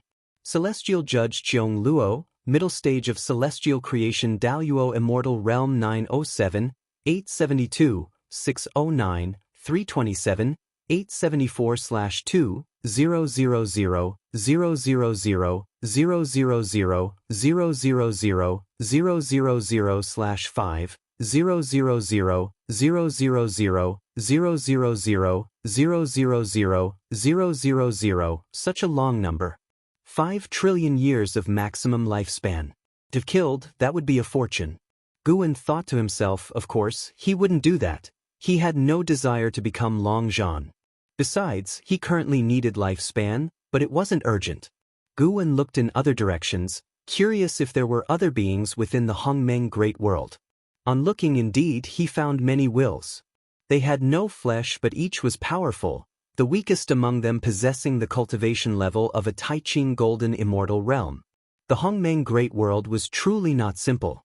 Suddenly, Guan's gaze fixed in one direction. Far in the distance, infinite Hongmeng purple qi coalesced into a huge egg, larger than the entire celestial spirit Great World, surrounded by swirling Hongmeng purple qi. Guan couldn't use lifespan detection on it, nor could he see through its true nature. Though curious, he had no intentions of disturbing it. It appeared the Hongmeng Great World harbored many secrets. Guan watched from within the lifespan barrier for a while before choosing to teleport back. This return trip consumed another 100 billion years of lifespan. Sarthanav Iyer. Net website on Google to access chapters of novels early and in the highest quality. Back in the celestial spirit Great World, Guan stood in a forest, opening his eyes to see, one by one, great thousand worlds, cosmic domains, little worlds, and mortal realms entering his view. But he couldn't see the Hongmeng Great World. Beyond this universe there was another universe. Above this heaven and earth there was another heaven and earth. He seemed to exist in an infinite world, which made him reflect on the enduring nature of the Great Tao. If you find any errors, ads pop up, ads redirect, broken links, non-standard content, etc. Please let us know report so we can fix it as soon as possible.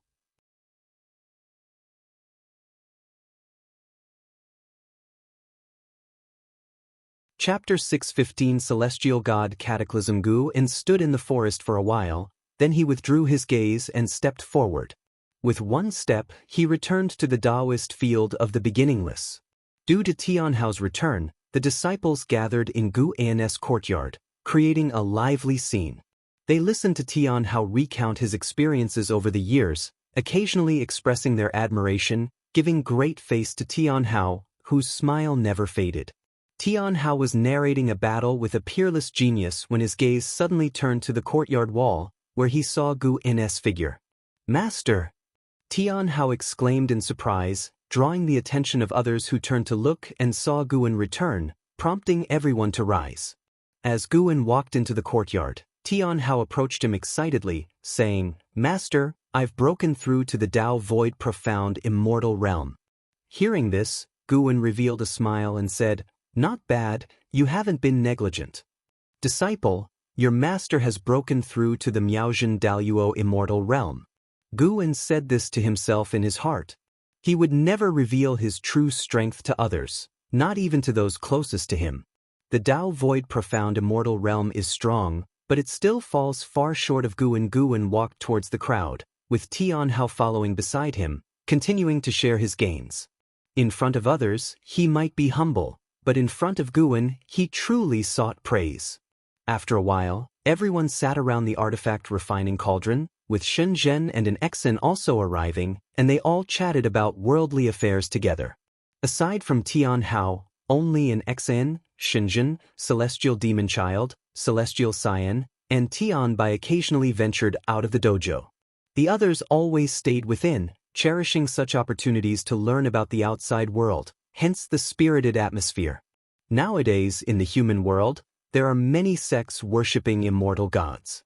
I used to think these sects were all frauds until hundreds of years ago when I encountered a genius from such a sect, who unleashed power beyond his cultivation level, truly surprising me. Tian Hao brought up this topic with a reflective look. He turned to Guin and asked, "Master, how do you view immortal gods? Do real immortal gods exist? I mean those born as gods, controlling everything, not the strong ones cultivated." Everyone else also looked at Guin, anticipating his answer. Guin responded, "In this world constructed by the great Tao, any being you can imagine might indeed exist, but no one possesses absolute power." Tian Hao fell into contemplation. The others wondered, compared to immortal gods, who is stronger, our master or the gods?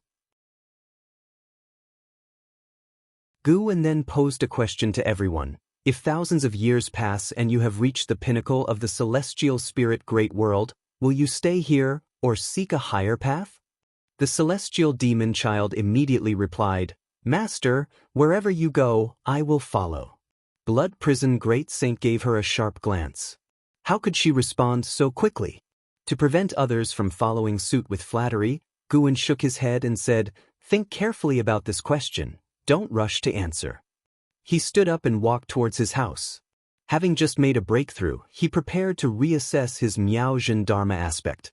Who knows who will be fortunate enough to first experience the power of his Miaojin Dharma aspect. Under the sunlight, the summer wind stirred the flowers and grass in the mountains, creating waves of green, a sight so beautiful that it could refresh anyone's soul. Liya stood on a mountain ridge, his expression odd as he looked at the person before him. The person standing before him was none other than the Golden Extreme God from the Celestial Court. Even while roaming the human world, the Golden Extreme God wore no disguise, not even concealing his golden divine armor. Under the sunlight, his armor reflected in unusual brilliance. Again with that, a old Taoist once said the same to you. You people are really something. Liya couldn't help but speak sarcastically. He was referring to the deity of the moon, who had offered him immortal brew, scaring him initially, but after many years with nothing eventful, he realized he had been duped. Hearing Li Ya's response, Golden Extreme God arched an eyebrow, his calculations causing his expression to become intriguing. Seeing him put on airs, Liya grew even more irritated. The world is really full of more and more charlatans. Liya immediately turned and prepared to leave. You truly have become an innate body, just that you lack a suitable cultivation technique, which is why you haven't felt your own transformation. The voice of the Golden Extreme God came again, making Liya pause in his steps. Liya half-turned, looking sidelong at the Golden Extreme God and asked, "Oh? Then can you tell me what an innate body is?" The Golden Extreme God, expressionless, said, "Everything has an origin, so does the human race. The very first of the human race were born on a higher plane, naturally possessing innate bodies, capable of comprehending the great Tao. Now, you possess the qualities of your ancestors, unmatched by anyone in this realm." Liya wasn't surprised. He asked with interest, "Then can you pass on to me the cultivation technique of the innate human race?" Search * the novel Fire. Net website on Google to access chapters of novels early and in the highest quality. "Of course I can," the Golden Extreme God replied. However, what? Faced with Li Ya's persistent query, the Golden Extreme God did not answer anymore. Instead, he raised his right hand, causing a ring of light to form next to him, expanding rapidly, turning pitch black inside. Li Ya frowned. He wasn't panicked and continued to stand his ground and wait.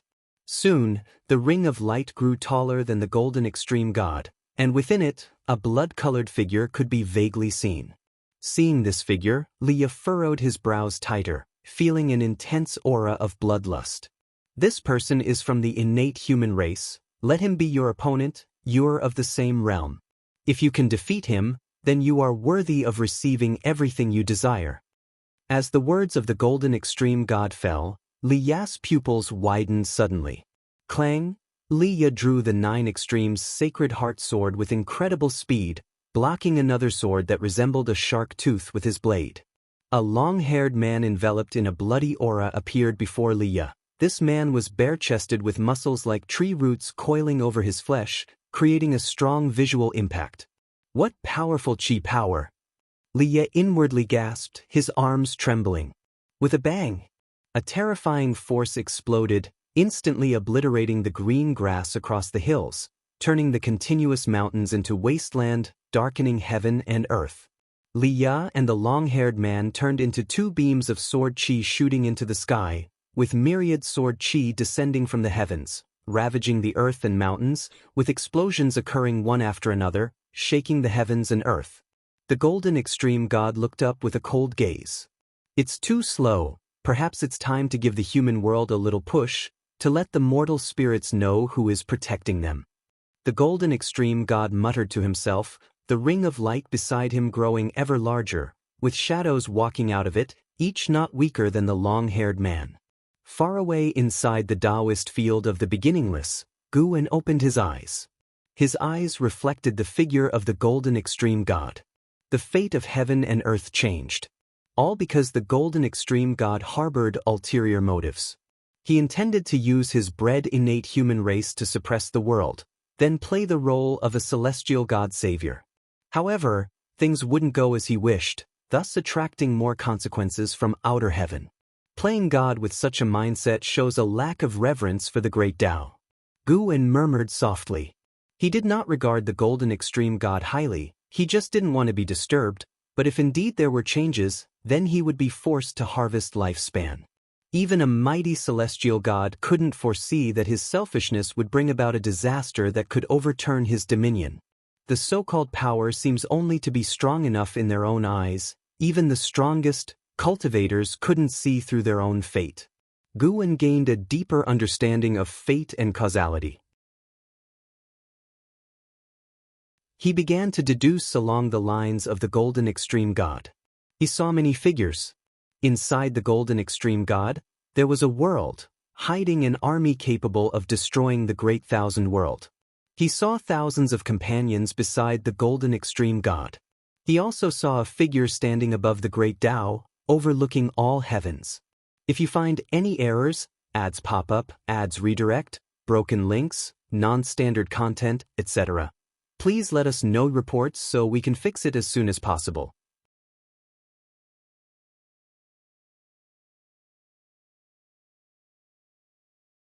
Chapter 616 Wuxia appears. Guan watched Li Ya's battle and was quite satisfied with Li Ya's growth. The Golden Extreme God intended to recruit Li Ya and would not let him die, so Guan had no intention of intervening. It had been tens of thousands of years. It was time to let the human world experience some turbulence.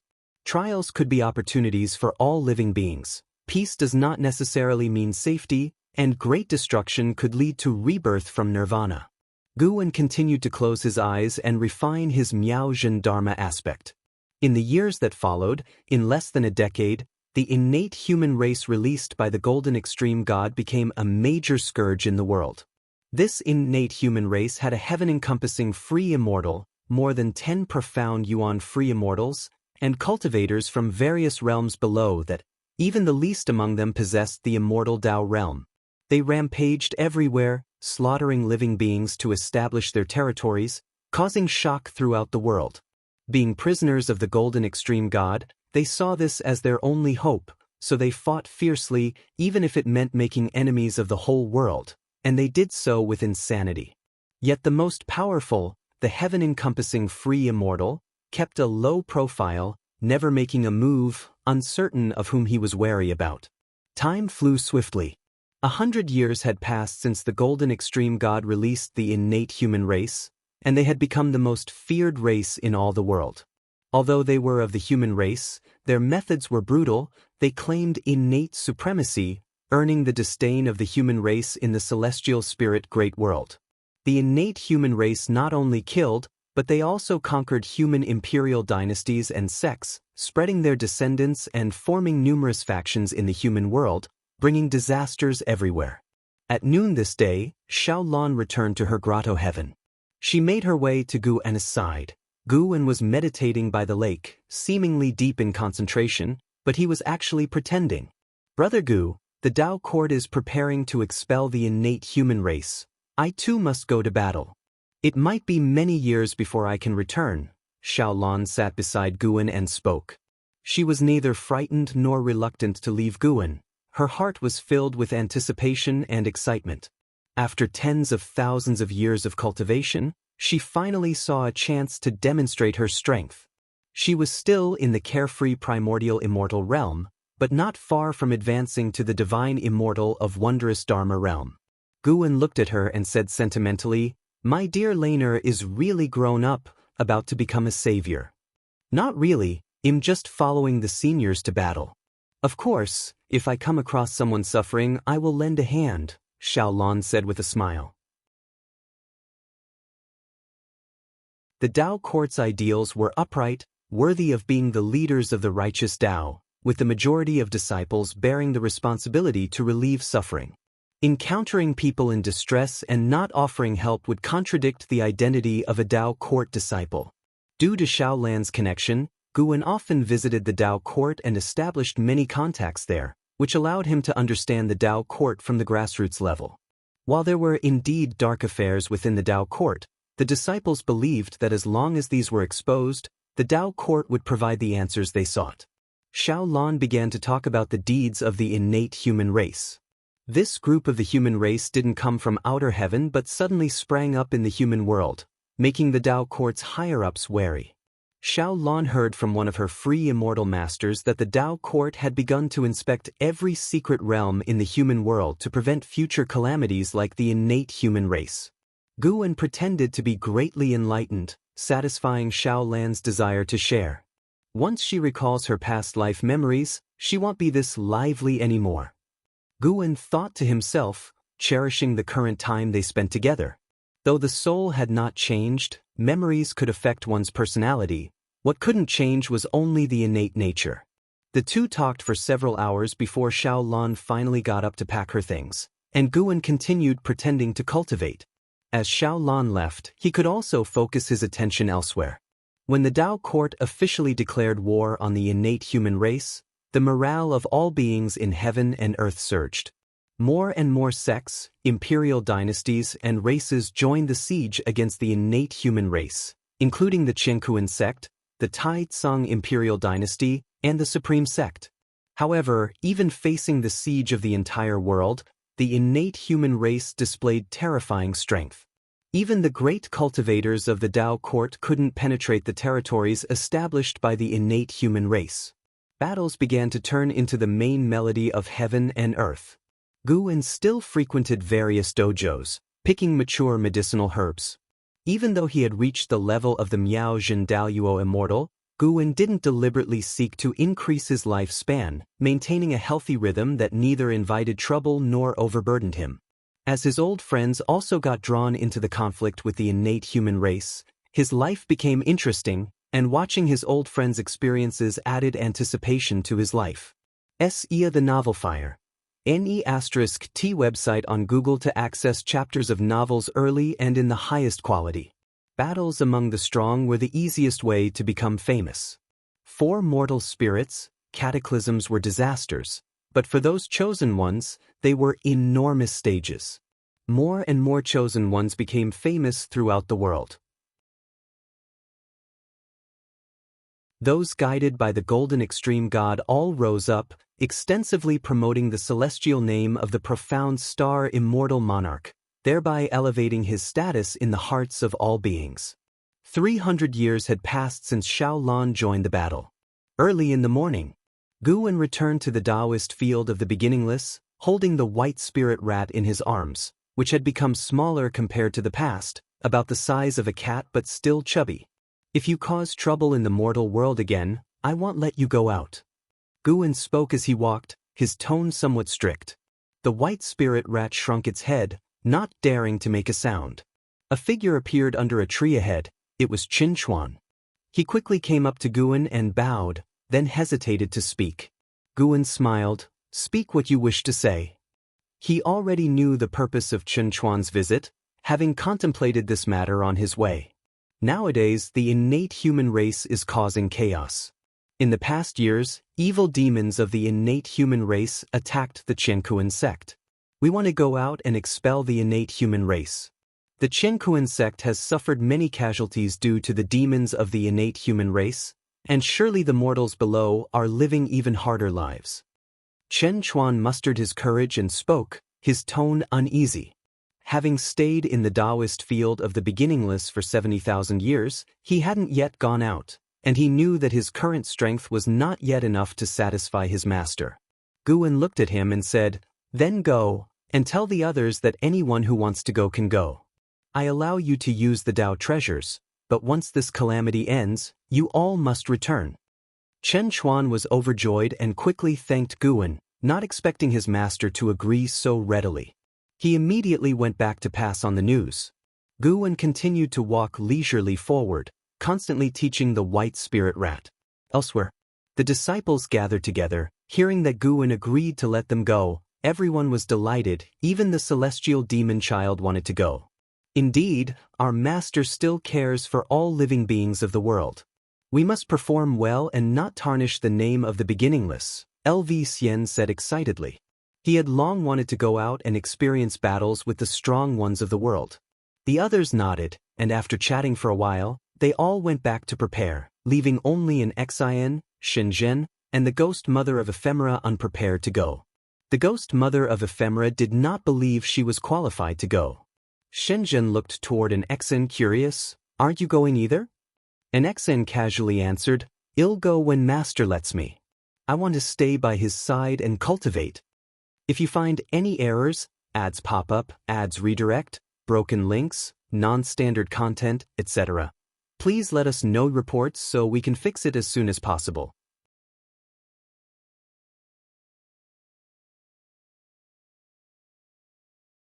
Chapter 6:17 Tai Immortal Monarch. Shenzhen looked deeply into Nzin's eyes after hearing her words and suddenly felt that an Xian might be the last among these disciples to achieve the greatest success. After experiencing the mortal world, how many could return to dedicated cultivation? An Xian turned to look at Shenzhen and asked with a smile, Elder Shin, why don't you go out? Although Shenzhen's realm wasn't remarkable, and she hadn't sparred with them, with her Tao treasure, Shenzhen would be safe on outward journeys. Moreover, their master wouldn't just stand by idly. Even staying here in the dojo, I can still experience the mortal world, Shenzhen said softly with a laugh. With that, she turned and walked away. An Xian stared at her receding figure, feeling that Shenzhen was somewhat profound and inscrutable. While they're away, I should focus on my cultivation to widen the gap between us, an Xian thought silently, a smile forming on her face. She didn't linger, exchanging a few words with the ghost mother of Ephemera before returning to her training. She was different from Qin Chuan, Lv Xian, and others. She harbored grander ambitions and was committed to a more resolute path. Taitsong Continent, North Sea Mountain Ridge. The mountain god temple was nestled in the dense forest, where profound mystery Jinren was watering the plants and flowers in the medicine garden. Over 80,000 years had passed, and he had become a celestial and earthly immortal, regarded as an immortal by all creatures of the North Sea Mountain Ridge. He had been courted by sects and imperial dynasties alike, all of which he declined. No one knew why he guarded the mountain god temple, many speculating he was indeed the mountain god, living in reclusion during times of peace, ready to descend the mountain when the world faced calamity. At that moment, it was nearing noon. A series of panicked footsteps came from outside the temple, followed by an emaciated man in tattered clothes running inside. His hair was disheveled, his face streaked with blood. Upon seeing profound mystery Jinren, he fell to his knees with a thump. "Immortal, save me!" The skinny man cried out earnestly, his voice filled with misery.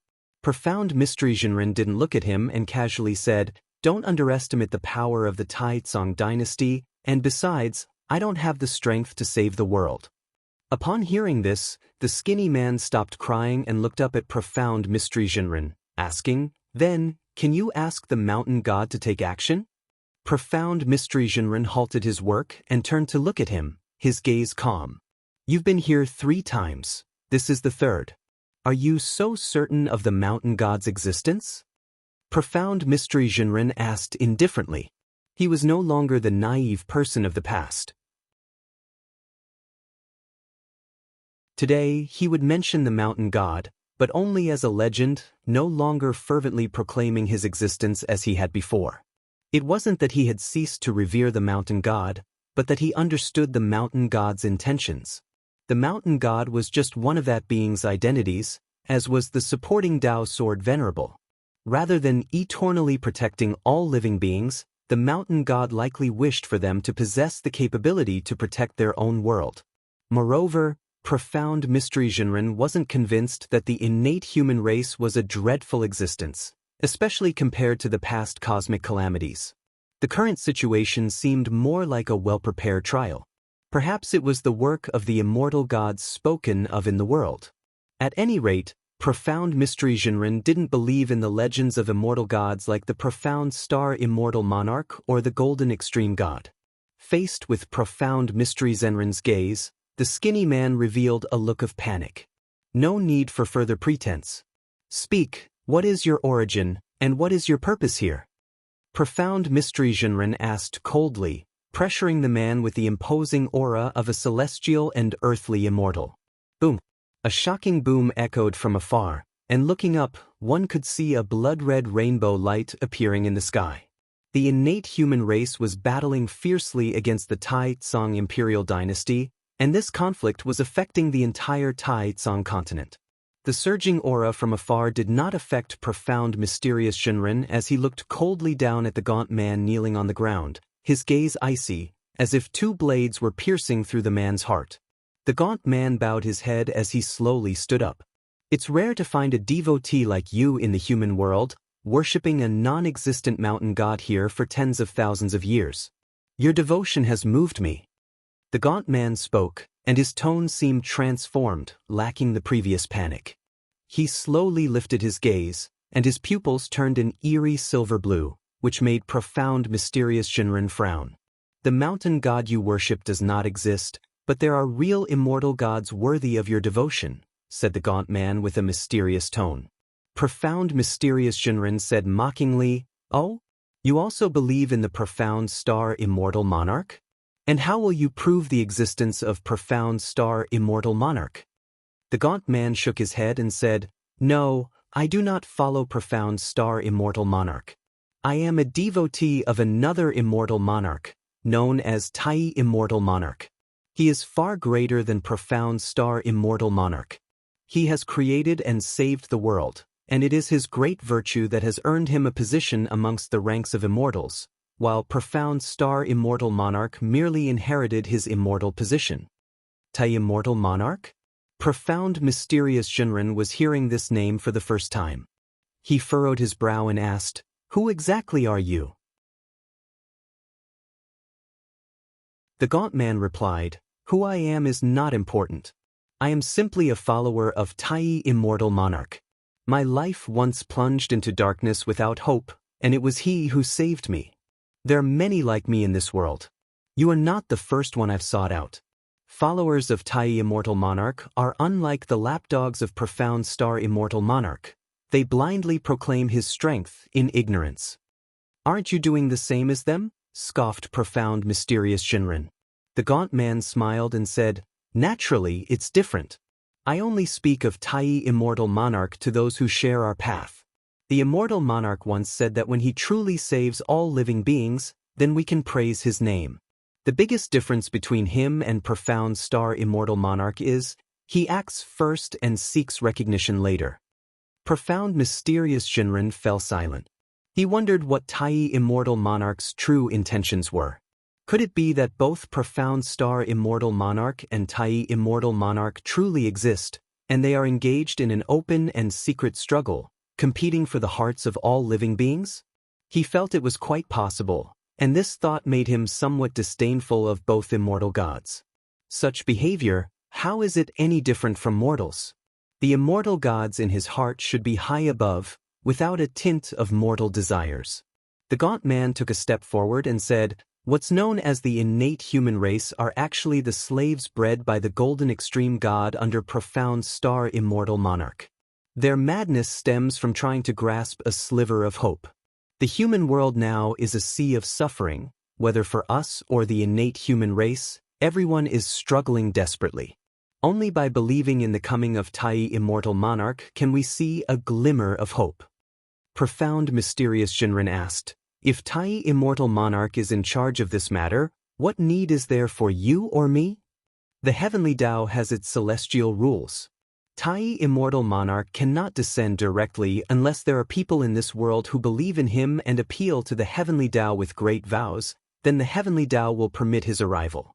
Our great vows do not require numbers, but a heart of devotion. My faith is not enough, perhaps due to my insufficient Tao practice, or maybe I haven't lived long enough. You have worshipped the mountain god for who knows how many years. The great vow you can bring must surpass mine." As the gaunt man spoke, his gaze towards profound mysterious Shinran grew increasingly fervent. Hearing this, profound mysterious Shinran lost interest and said, "Whether what you say is true or false, I only believe in the mountain god. Go find someone else." If the heavenly Tao does not allow Tai immortal monarch to descend, there must be another reasoning. The mountain god does not have such constraints. Comparing the two made profound mysterious Zenran's respect for Gu and reach a new height.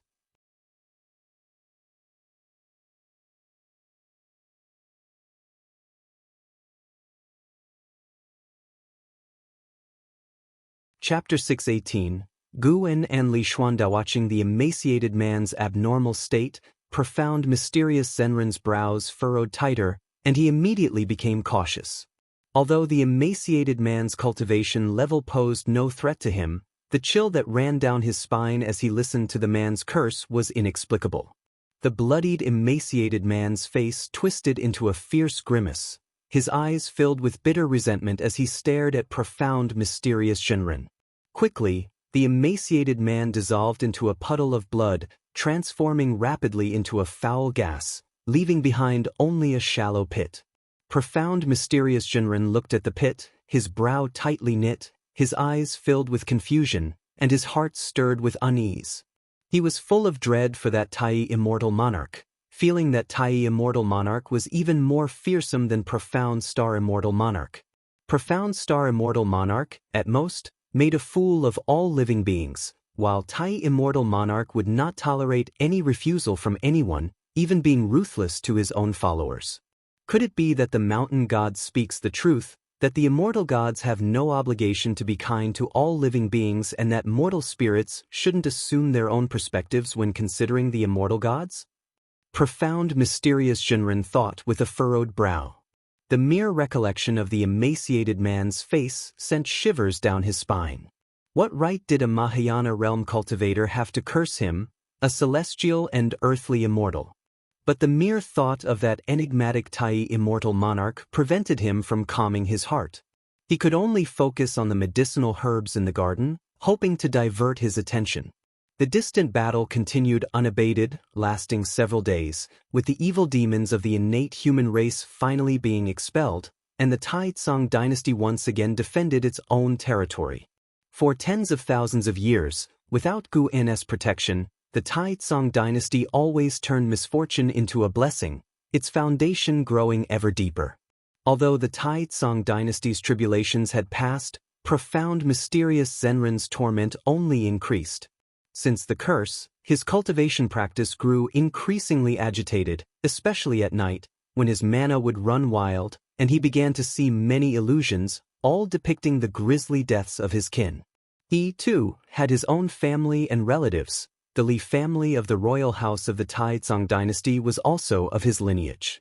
He even envisioned the dreadful scene of Li Xuando's death and the great chaos of the Taizong dynasty, which only heightened his panic. He could only wait for the mountain god's arrival. Throughout the passing years, he had been able to meet the mountain god 2 or 3 times a month, and this was his confidence. He firmly believed that the mountain god was stronger than that so-called Tai immortal monarch. On the 7th day of being cursed, Guan finally arrived. Guan still appeared in the form of a masked figure. For over the years, he frequently guided profound mysterious Shinran in his cultivation. Although profound mysterious Shinran had guessed that he was the supporting Dao sword venerable, he still preferred this form when meeting profound mysterious Shinran. Seeing the mountain god leap down from the eaves, profound mysterious Shinran stood up excitedly and said directly, "Preeminent mountain god, I have been cursed." Guan replied casually, "Don't worry, let me pick some medicinal herbs first." Hearing this, profound mysterious Shinran immediately breathed a sigh of relief. The mountain god could surely see through his condition. Telling him not to worry meant that the mountain god believed the matter was not difficult to resolve. Half an hour later, after profound mysterious Shinran finished sewing, he approached Guan. Before he could speak, Guan waved his sleeve, and a fresh breeze swept towards him. After the wind passed, he felt an immense sense of relief, as feeling unburdened washed over him. It was quite marvelous. The oppressive feeling from the past few days disappeared instantly. Profound mysterious Shinran immediately knelt down, thanking Guan for saving his life. "There's no need for such formality. You were targeted by others because you've been worshipping me for years. In fact, you could leave. There's no need to stay here. I am not the immortal or god you think I am. Staying here, such troubles could potentially arise again in the future," Guan said lightly, looking down at the kneeling profound mysterious Shinran from his diminished stature. Profound mysterious Shinran looked up at him and spoke earnestly, "I understand that my perspectives in the past were too narrow. I am willing to worship you forever. You taught me how to cultivate, and I can also help those suffering who pass by. My current life is quite enjoyable to me." He spoke the truth. He felt that without Guan's guidance, he could never have reached the realm he had, let alone lived so many years. Following Guan, he saw the hope for longevity. He no longer hoped that Guan would become the immortal god he wished for, because Guan could grant him the power to fulfill his own ideals. Immortal gods truly had no reason to help mortal spirits, but he could, and the reason was simply that he wanted to help. Guan sprang up, stepping on his head to leap to the roof's edge, his back to him. He said, "Reflect on what being cursed feels like. It might just be an opportunity." Profound mysterious Shinran was stunned for a moment, and before he could respond, Guan had vanished into thin air. He didn't ask whether the curse was completely eradicated. He sat down where he was, closed his eyes, and began to recall his feelings over the past few days.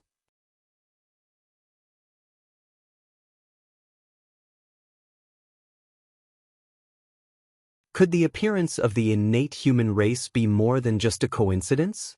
Guan recounted the experiences of profound mysterious Shinran. Since profound mysterious Shinran and Li Xiandao were of the same lineage, Li Xiandao had also visited profound mysterious Shinran many times over the long years. Hearing of profound mysterious Shinran's curse, Li Xuando's face turned grim. Guan was telling him these things not because he expected him to do anything, but simply as a friend, sharing the oddities he had encountered recently. Guan wasn't afraid of Tai immortal monarch finding out. He could change Li Xuando's fate, allowing Li Xiandao to remember these things, while others could not divine that he knew of them through Li Xiandao. If you find any errors, ads pop up, ads redirect, broken links, non-standard content, etc., please let us know reports so we can fix it as soon as possible.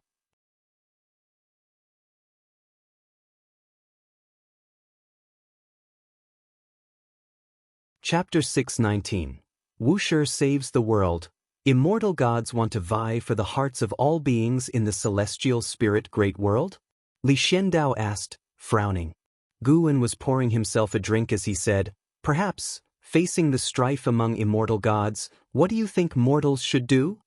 After pondering for a moment, Li Xiandao replied, go with the flow, as there is a will of heaven in the unseen, as if they never existed. There was a desolate feeling in his heart as he spoke these words. Even though mortals can practice immortal cultivation, the prospect of truly ascending to immortality was so distant. Even Li Xiandao himself, as the emperor of the Taizong dynasty, with all the resources of the world at his disposal, still could not see a hope of ascension. Guan, where exactly are the immortal gods? What are they thinking? Li Xiandao looked at Guan and couldn't help but ask. Guan shook his head and replied, I'm not an immortal, how would I know where they are or what they're thinking? Li Xiandao looked at him but felt that he was no less than the immortal gods. Could it be that Guan chose to seclude himself in this great world because there were secrets unknown to others hidden here? Otherwise, why would two immortal monarchs come here? Guan heard what was in his heart but didn't deny it. In fact, he too was wondering why the Tai immortal monarch had also come. Was it because of a grudge against the profound star immortal monarch? Or for some other reason? The Tao treasure stolen from Emperor Ziwei by the celestial spirit immortal venerable was the world punishment Tao pearl. This treasure followed An Hao in his reincarnation, hidden deep within Tian Hao's soul. Guan had felt the power of this treasure. It was indeed strong, but not enough to drive the immortal gods mad. Guan was curious, but he did not pay too much attention. For now, it seemed to be just a covert struggle between two immortal monarchs and did not yet represent the celestial court. The fate of the world might change with the intervention of outer forces, but the changes would also appear before his eyes, allowing him to respond in advance. After discussing profound mysterious Zhenren, Li Xiandao brought up the prodigies of the world, knowing that Guan was not telling him these things as a warning but just wanted to chat. There was no need to inquire all the way to the end.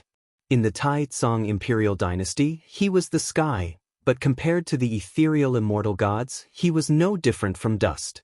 As they chatted, Li Xiandao brought up Tian Hao.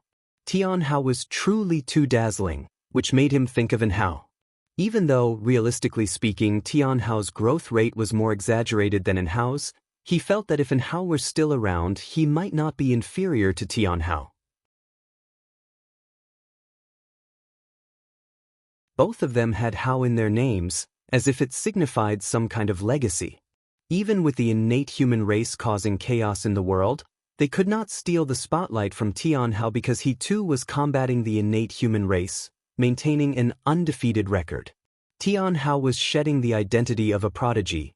Perhaps, after this calamity, he would be a giant of heaven and earth. Guan and Li Xiandao enjoyed their drinks and conversation, and gradually, Li Xiandao forgot his worries. Only in Guan's company did he not need to be overly cautious. He relished this atmosphere. Thunder rumbled and seas of clouds churned. Meteors ablaze with flames fell from the sky, smashing into the earth, which was covered by seas of fire, and the crisscrossing fissures on the ground were so shocking to behold. Suspended in midair were figures enshrouded in blood qi, all hailing from the innate human race, over 100 of them, each one with cultivation level of immortal Tao. They all looked in the same direction, their faces filled with horror and despair. Looking in the direction of their gaze, beneath the thunderclouds stood a figure proudly against the sky, his hair dyed with blood dancing in the air, his physique robust, holding a broad saber in his hand. The light of the blade flowed along the edge, piercing through the clouds, as countless meteors whizzed by him, striking the earth, shaking heaven and earth. It was the blood prison great saint. This was a domain of the innate human race, and the bustling city that had existed here just an hour before had now turned to ash. What exactly is that treasure? An old man stared intently at the heaven-breaking blood prison saber in the hands of the blood prison great saint, clenching his teeth as he asked. His companions around him couldn't answer him, and even those with a realm higher than the carefree primordial immortal couldn't understand. The gaze of the blood prison great saint turned towards the boundless sea of fire below. In one corner, flames surged into a scorching whirlwind, forming a safe zone at the center where tens of thousands of silhouettes stood. All these people were cultivators captured by the innate human race, their eyes filled with joyful surprise as they looked at the blood prison great saint. The blood prison great saint held the heaven-breaking blood prison saber aloft with one hand, a defiant smile on his face, his heart brimming with exhilaration. He had been bottled up for 80,000 years, and now, this kind of slaughter-filled battle was the life he had truly longed for. Massacring the innate human race and being revered as the savior by all living beings, how could it not be joyful? Even if you beg for mercy, I shall not spare you. S.E. the Novelier. N.T. website on Google to access chapters of novels early and in the highest quality. The blood prison great saint declared arrogantly, laughing wildly like thunder, resounding through heaven and earth. Tens of millions of miles away, Chen Chuan and Sheng Tian and Jiang Shi stood on a cliff, with green mountains stretching out behind them and a dark, smoke-filled world ahead. Hearing the words of the blood prison great saint, they couldn't help but exchange looks. Why does it feel like this guy is the true apocalyptic evil demon? And Sheng Tian muttered, unable to restrain himself. Jiang Shi shook his head with a wry smile. Master made him a mount for a reason, at least it spared the human world one disaster. Chen Chuan didn't laugh, his brows furrowed. Don't you think it's strange how the evil demons of the innate human race seem never-ending? We've been out for 1,000 years, killed so many, but do you feel like their offensive has weakened at all? He disliked slaughter, and 1,000 years of experiences made him detest the innate human race and long to drive them out sooner. Perhaps there's a place connecting to outer heaven, with a constant stream of innate human race evil demons coming in as reinforcements, Jiang Shi speculated. And Shengshen's eyebrows rose. So if we don't resolve that place, this calamity won't end? Chen Chuan narrowed his eyes. That's right, we can no longer run around like headless flies. Our cultivation level might not be strong, but with the 4 Tao treasures combined, we can certainly end this catastrophe and carry on the Wushiji name. A millennium of wandering had spread the name of Wushiji throughout the human world, but Chen Chuan felt it was far from enough.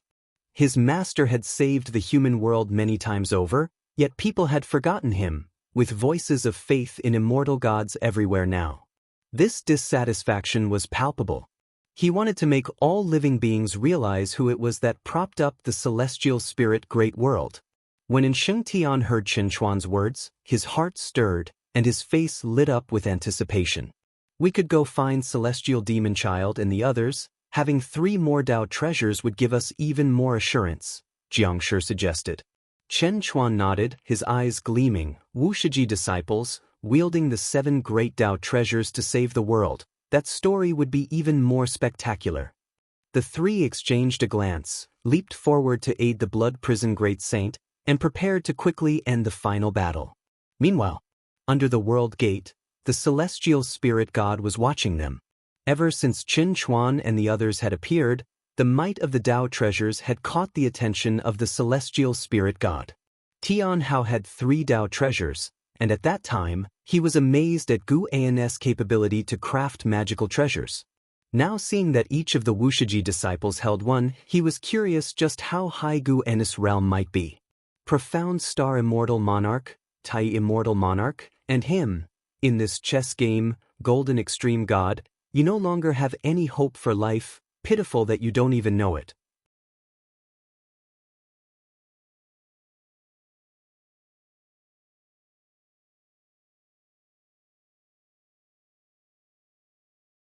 Chapter 6:20 The 72 Immortals of Golden Cave. The celestial spirit god stood quietly in front of the world gate, his gaze calm, his thoughts unknown. Time sped by rapidly.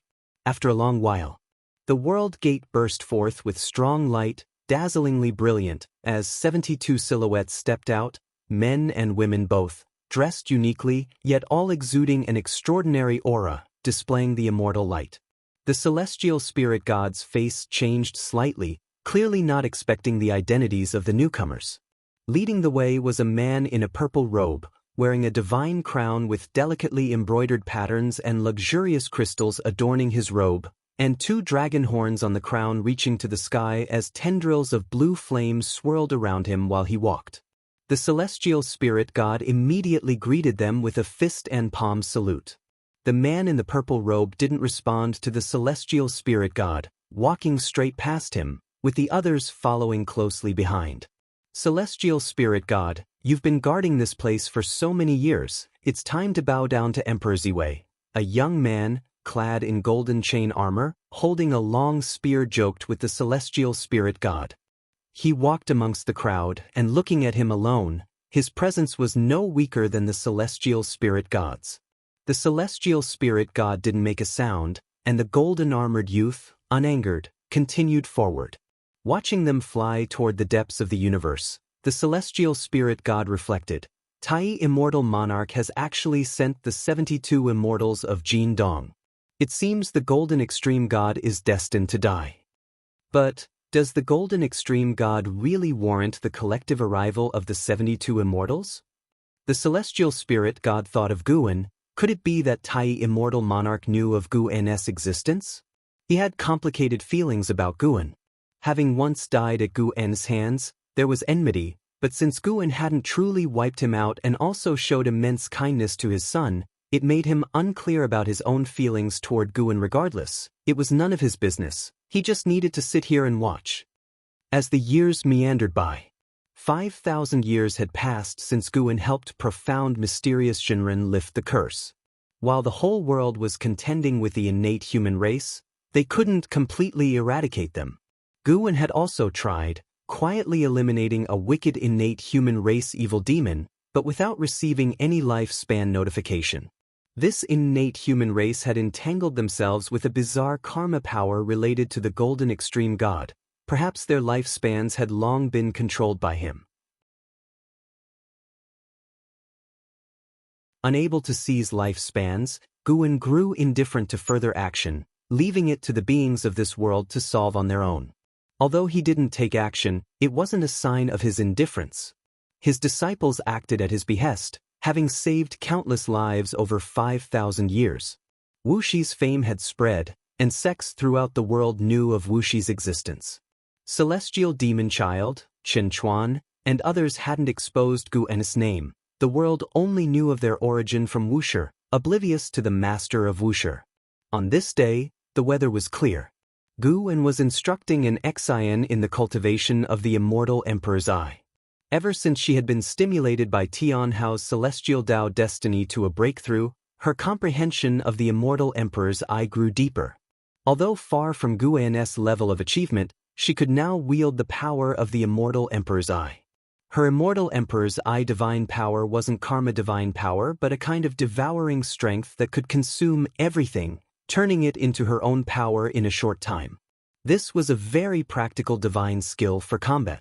The power gained from devouring was temporary, but in evenly matched battles, this could instantly turn the tide. She had only just begun to comprehend. If she were strong enough to devour a part of the great Tao and make it fight on her behalf, the mere thought of such a scene was terrifying. Years had passed, and though Enzin's comprehension was awakening, her combat talent was not exceptionally high. Now, with the immortal Emperor's Eye, she finally had the qualifications to compete with Tianhao. However, the immortal Emperor's Eye was not related to the cause and effect of the celestial court, and it was not advisable to use it casually after leaving the dojo. Guan looked at an Exen, smiling as he thought. Unconsciously, an Exen had become the person who had been his companion for the longest time. He was very fond of this obedient and filial disciple, and his favoritism was overt. He wasn't afraid of the envy from other disciples because he felt hardworking and Exen deserved such treatment. The mentor and disciple duo sat in the bamboo grove, an Exen with her eyes closed. On her eyelids, a pair of purple phantom eyes emerged, mysterious and eerie. Bamboo leaves fluttered down, one landing on Enzin's head. Suddenly, an Exen opened her eyes and looked at Guan, saying, "Master, I have an ominous premonition. The more I comprehend this divine power, the stronger this feeling grows, as if some terrifying existence is approaching." Guan replied, "Trust your feelings, it is indeed so. In fact, the divine power you're cultivating is no longer the Calamity Absolute Eye, but a powerful divine power called the Immortal Emperor's Eye, which can even invoke the fear of the immortal gods. An Exian felt this way because the number of immortal gods in the celestial spirit great world was increasing.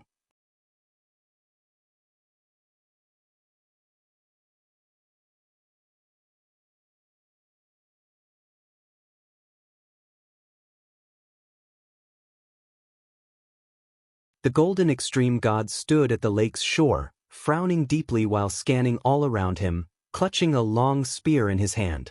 Golden extreme god, you truly are exhaustive in your efforts. If I were the profound star immortal monarch, I would be moved and support you greatly. Who doesn't know that profound star immortal monarch has a mad dog at his disposal, committing acts that offend the heavens and harm reason? Without the profound star immortal monarch's protection, that mad dog would have been severely punished by the celestial punishment, turned to ashes. I heard that profound star immortal monarch once descended to have a secret meeting with a mortal woman. Fearing violation of the celestial rules, he let the golden extreme god extinguish his mortal offspring. A celestial god who chooses not to guard their domain but instead meddles in dirty affairs is truly laughable. Indeed, those who don't know might think he hasn't ascended to immortality. Why does the propagation of the great Tao require the personal intervention of a celestial god? Each voice came from different directions, laden with mockery. Looking closely, there were figures moving through the forest, and even on the surface of the lake, figures appeared as if hiding and emerging. Golden extreme god didn't show anger. His expression was extremely ugly as he gritted his teeth and spat out 6 words, 72 immortals of Golden Cave. A look of despair flashed in his eyes. He could tell that the incoming party harbored ill intentions. If it were merely a provocation, why would the 72 immortals need to personally surround him? As he kept silent, the 72 immortals of Golden Cave emerged from the thick fog, all of their gazes falling upon him, making him feel as if he were being pricked by thorns, deeply uneasy. Golden extreme god tried to remain calm and turned his gaze towards the man in the purple robe with the most imposing aura, lifted his hand in salute, and asked, "Purple Dragon Star Monarch, what matter requires mobilizing all 72 immortals of Golden Cave?" Purple Dragon Star Monarch was the leader of the 72 immortals of Golden Cave. Unlike the others, he hadn't mocked Golden Extreme God. The indifference on his face conveyed a sort of disdain that overlooked all. In response to Golden Extreme God's inquiry, Purple Dragon Star Monarch didn't answer. He took steps forward until, stopping, they were less than 3 paces apart. Golden Extreme God was burly, yet Purple Dragon Star Monarch stood a head taller than him so that in front of Purple Dragon Star Monarch, his imposing aura suddenly weakened. Purple Dragon Star Monarch slightly raised his chin, his gaze looking down at Golden Extreme God, who didn't dare to meet his eyes. "Do you really think Profound Star Immortal Monarch sent you here to preach the Tao? You are, after all, a celestial god," Purple Dragon Star Monarch asked.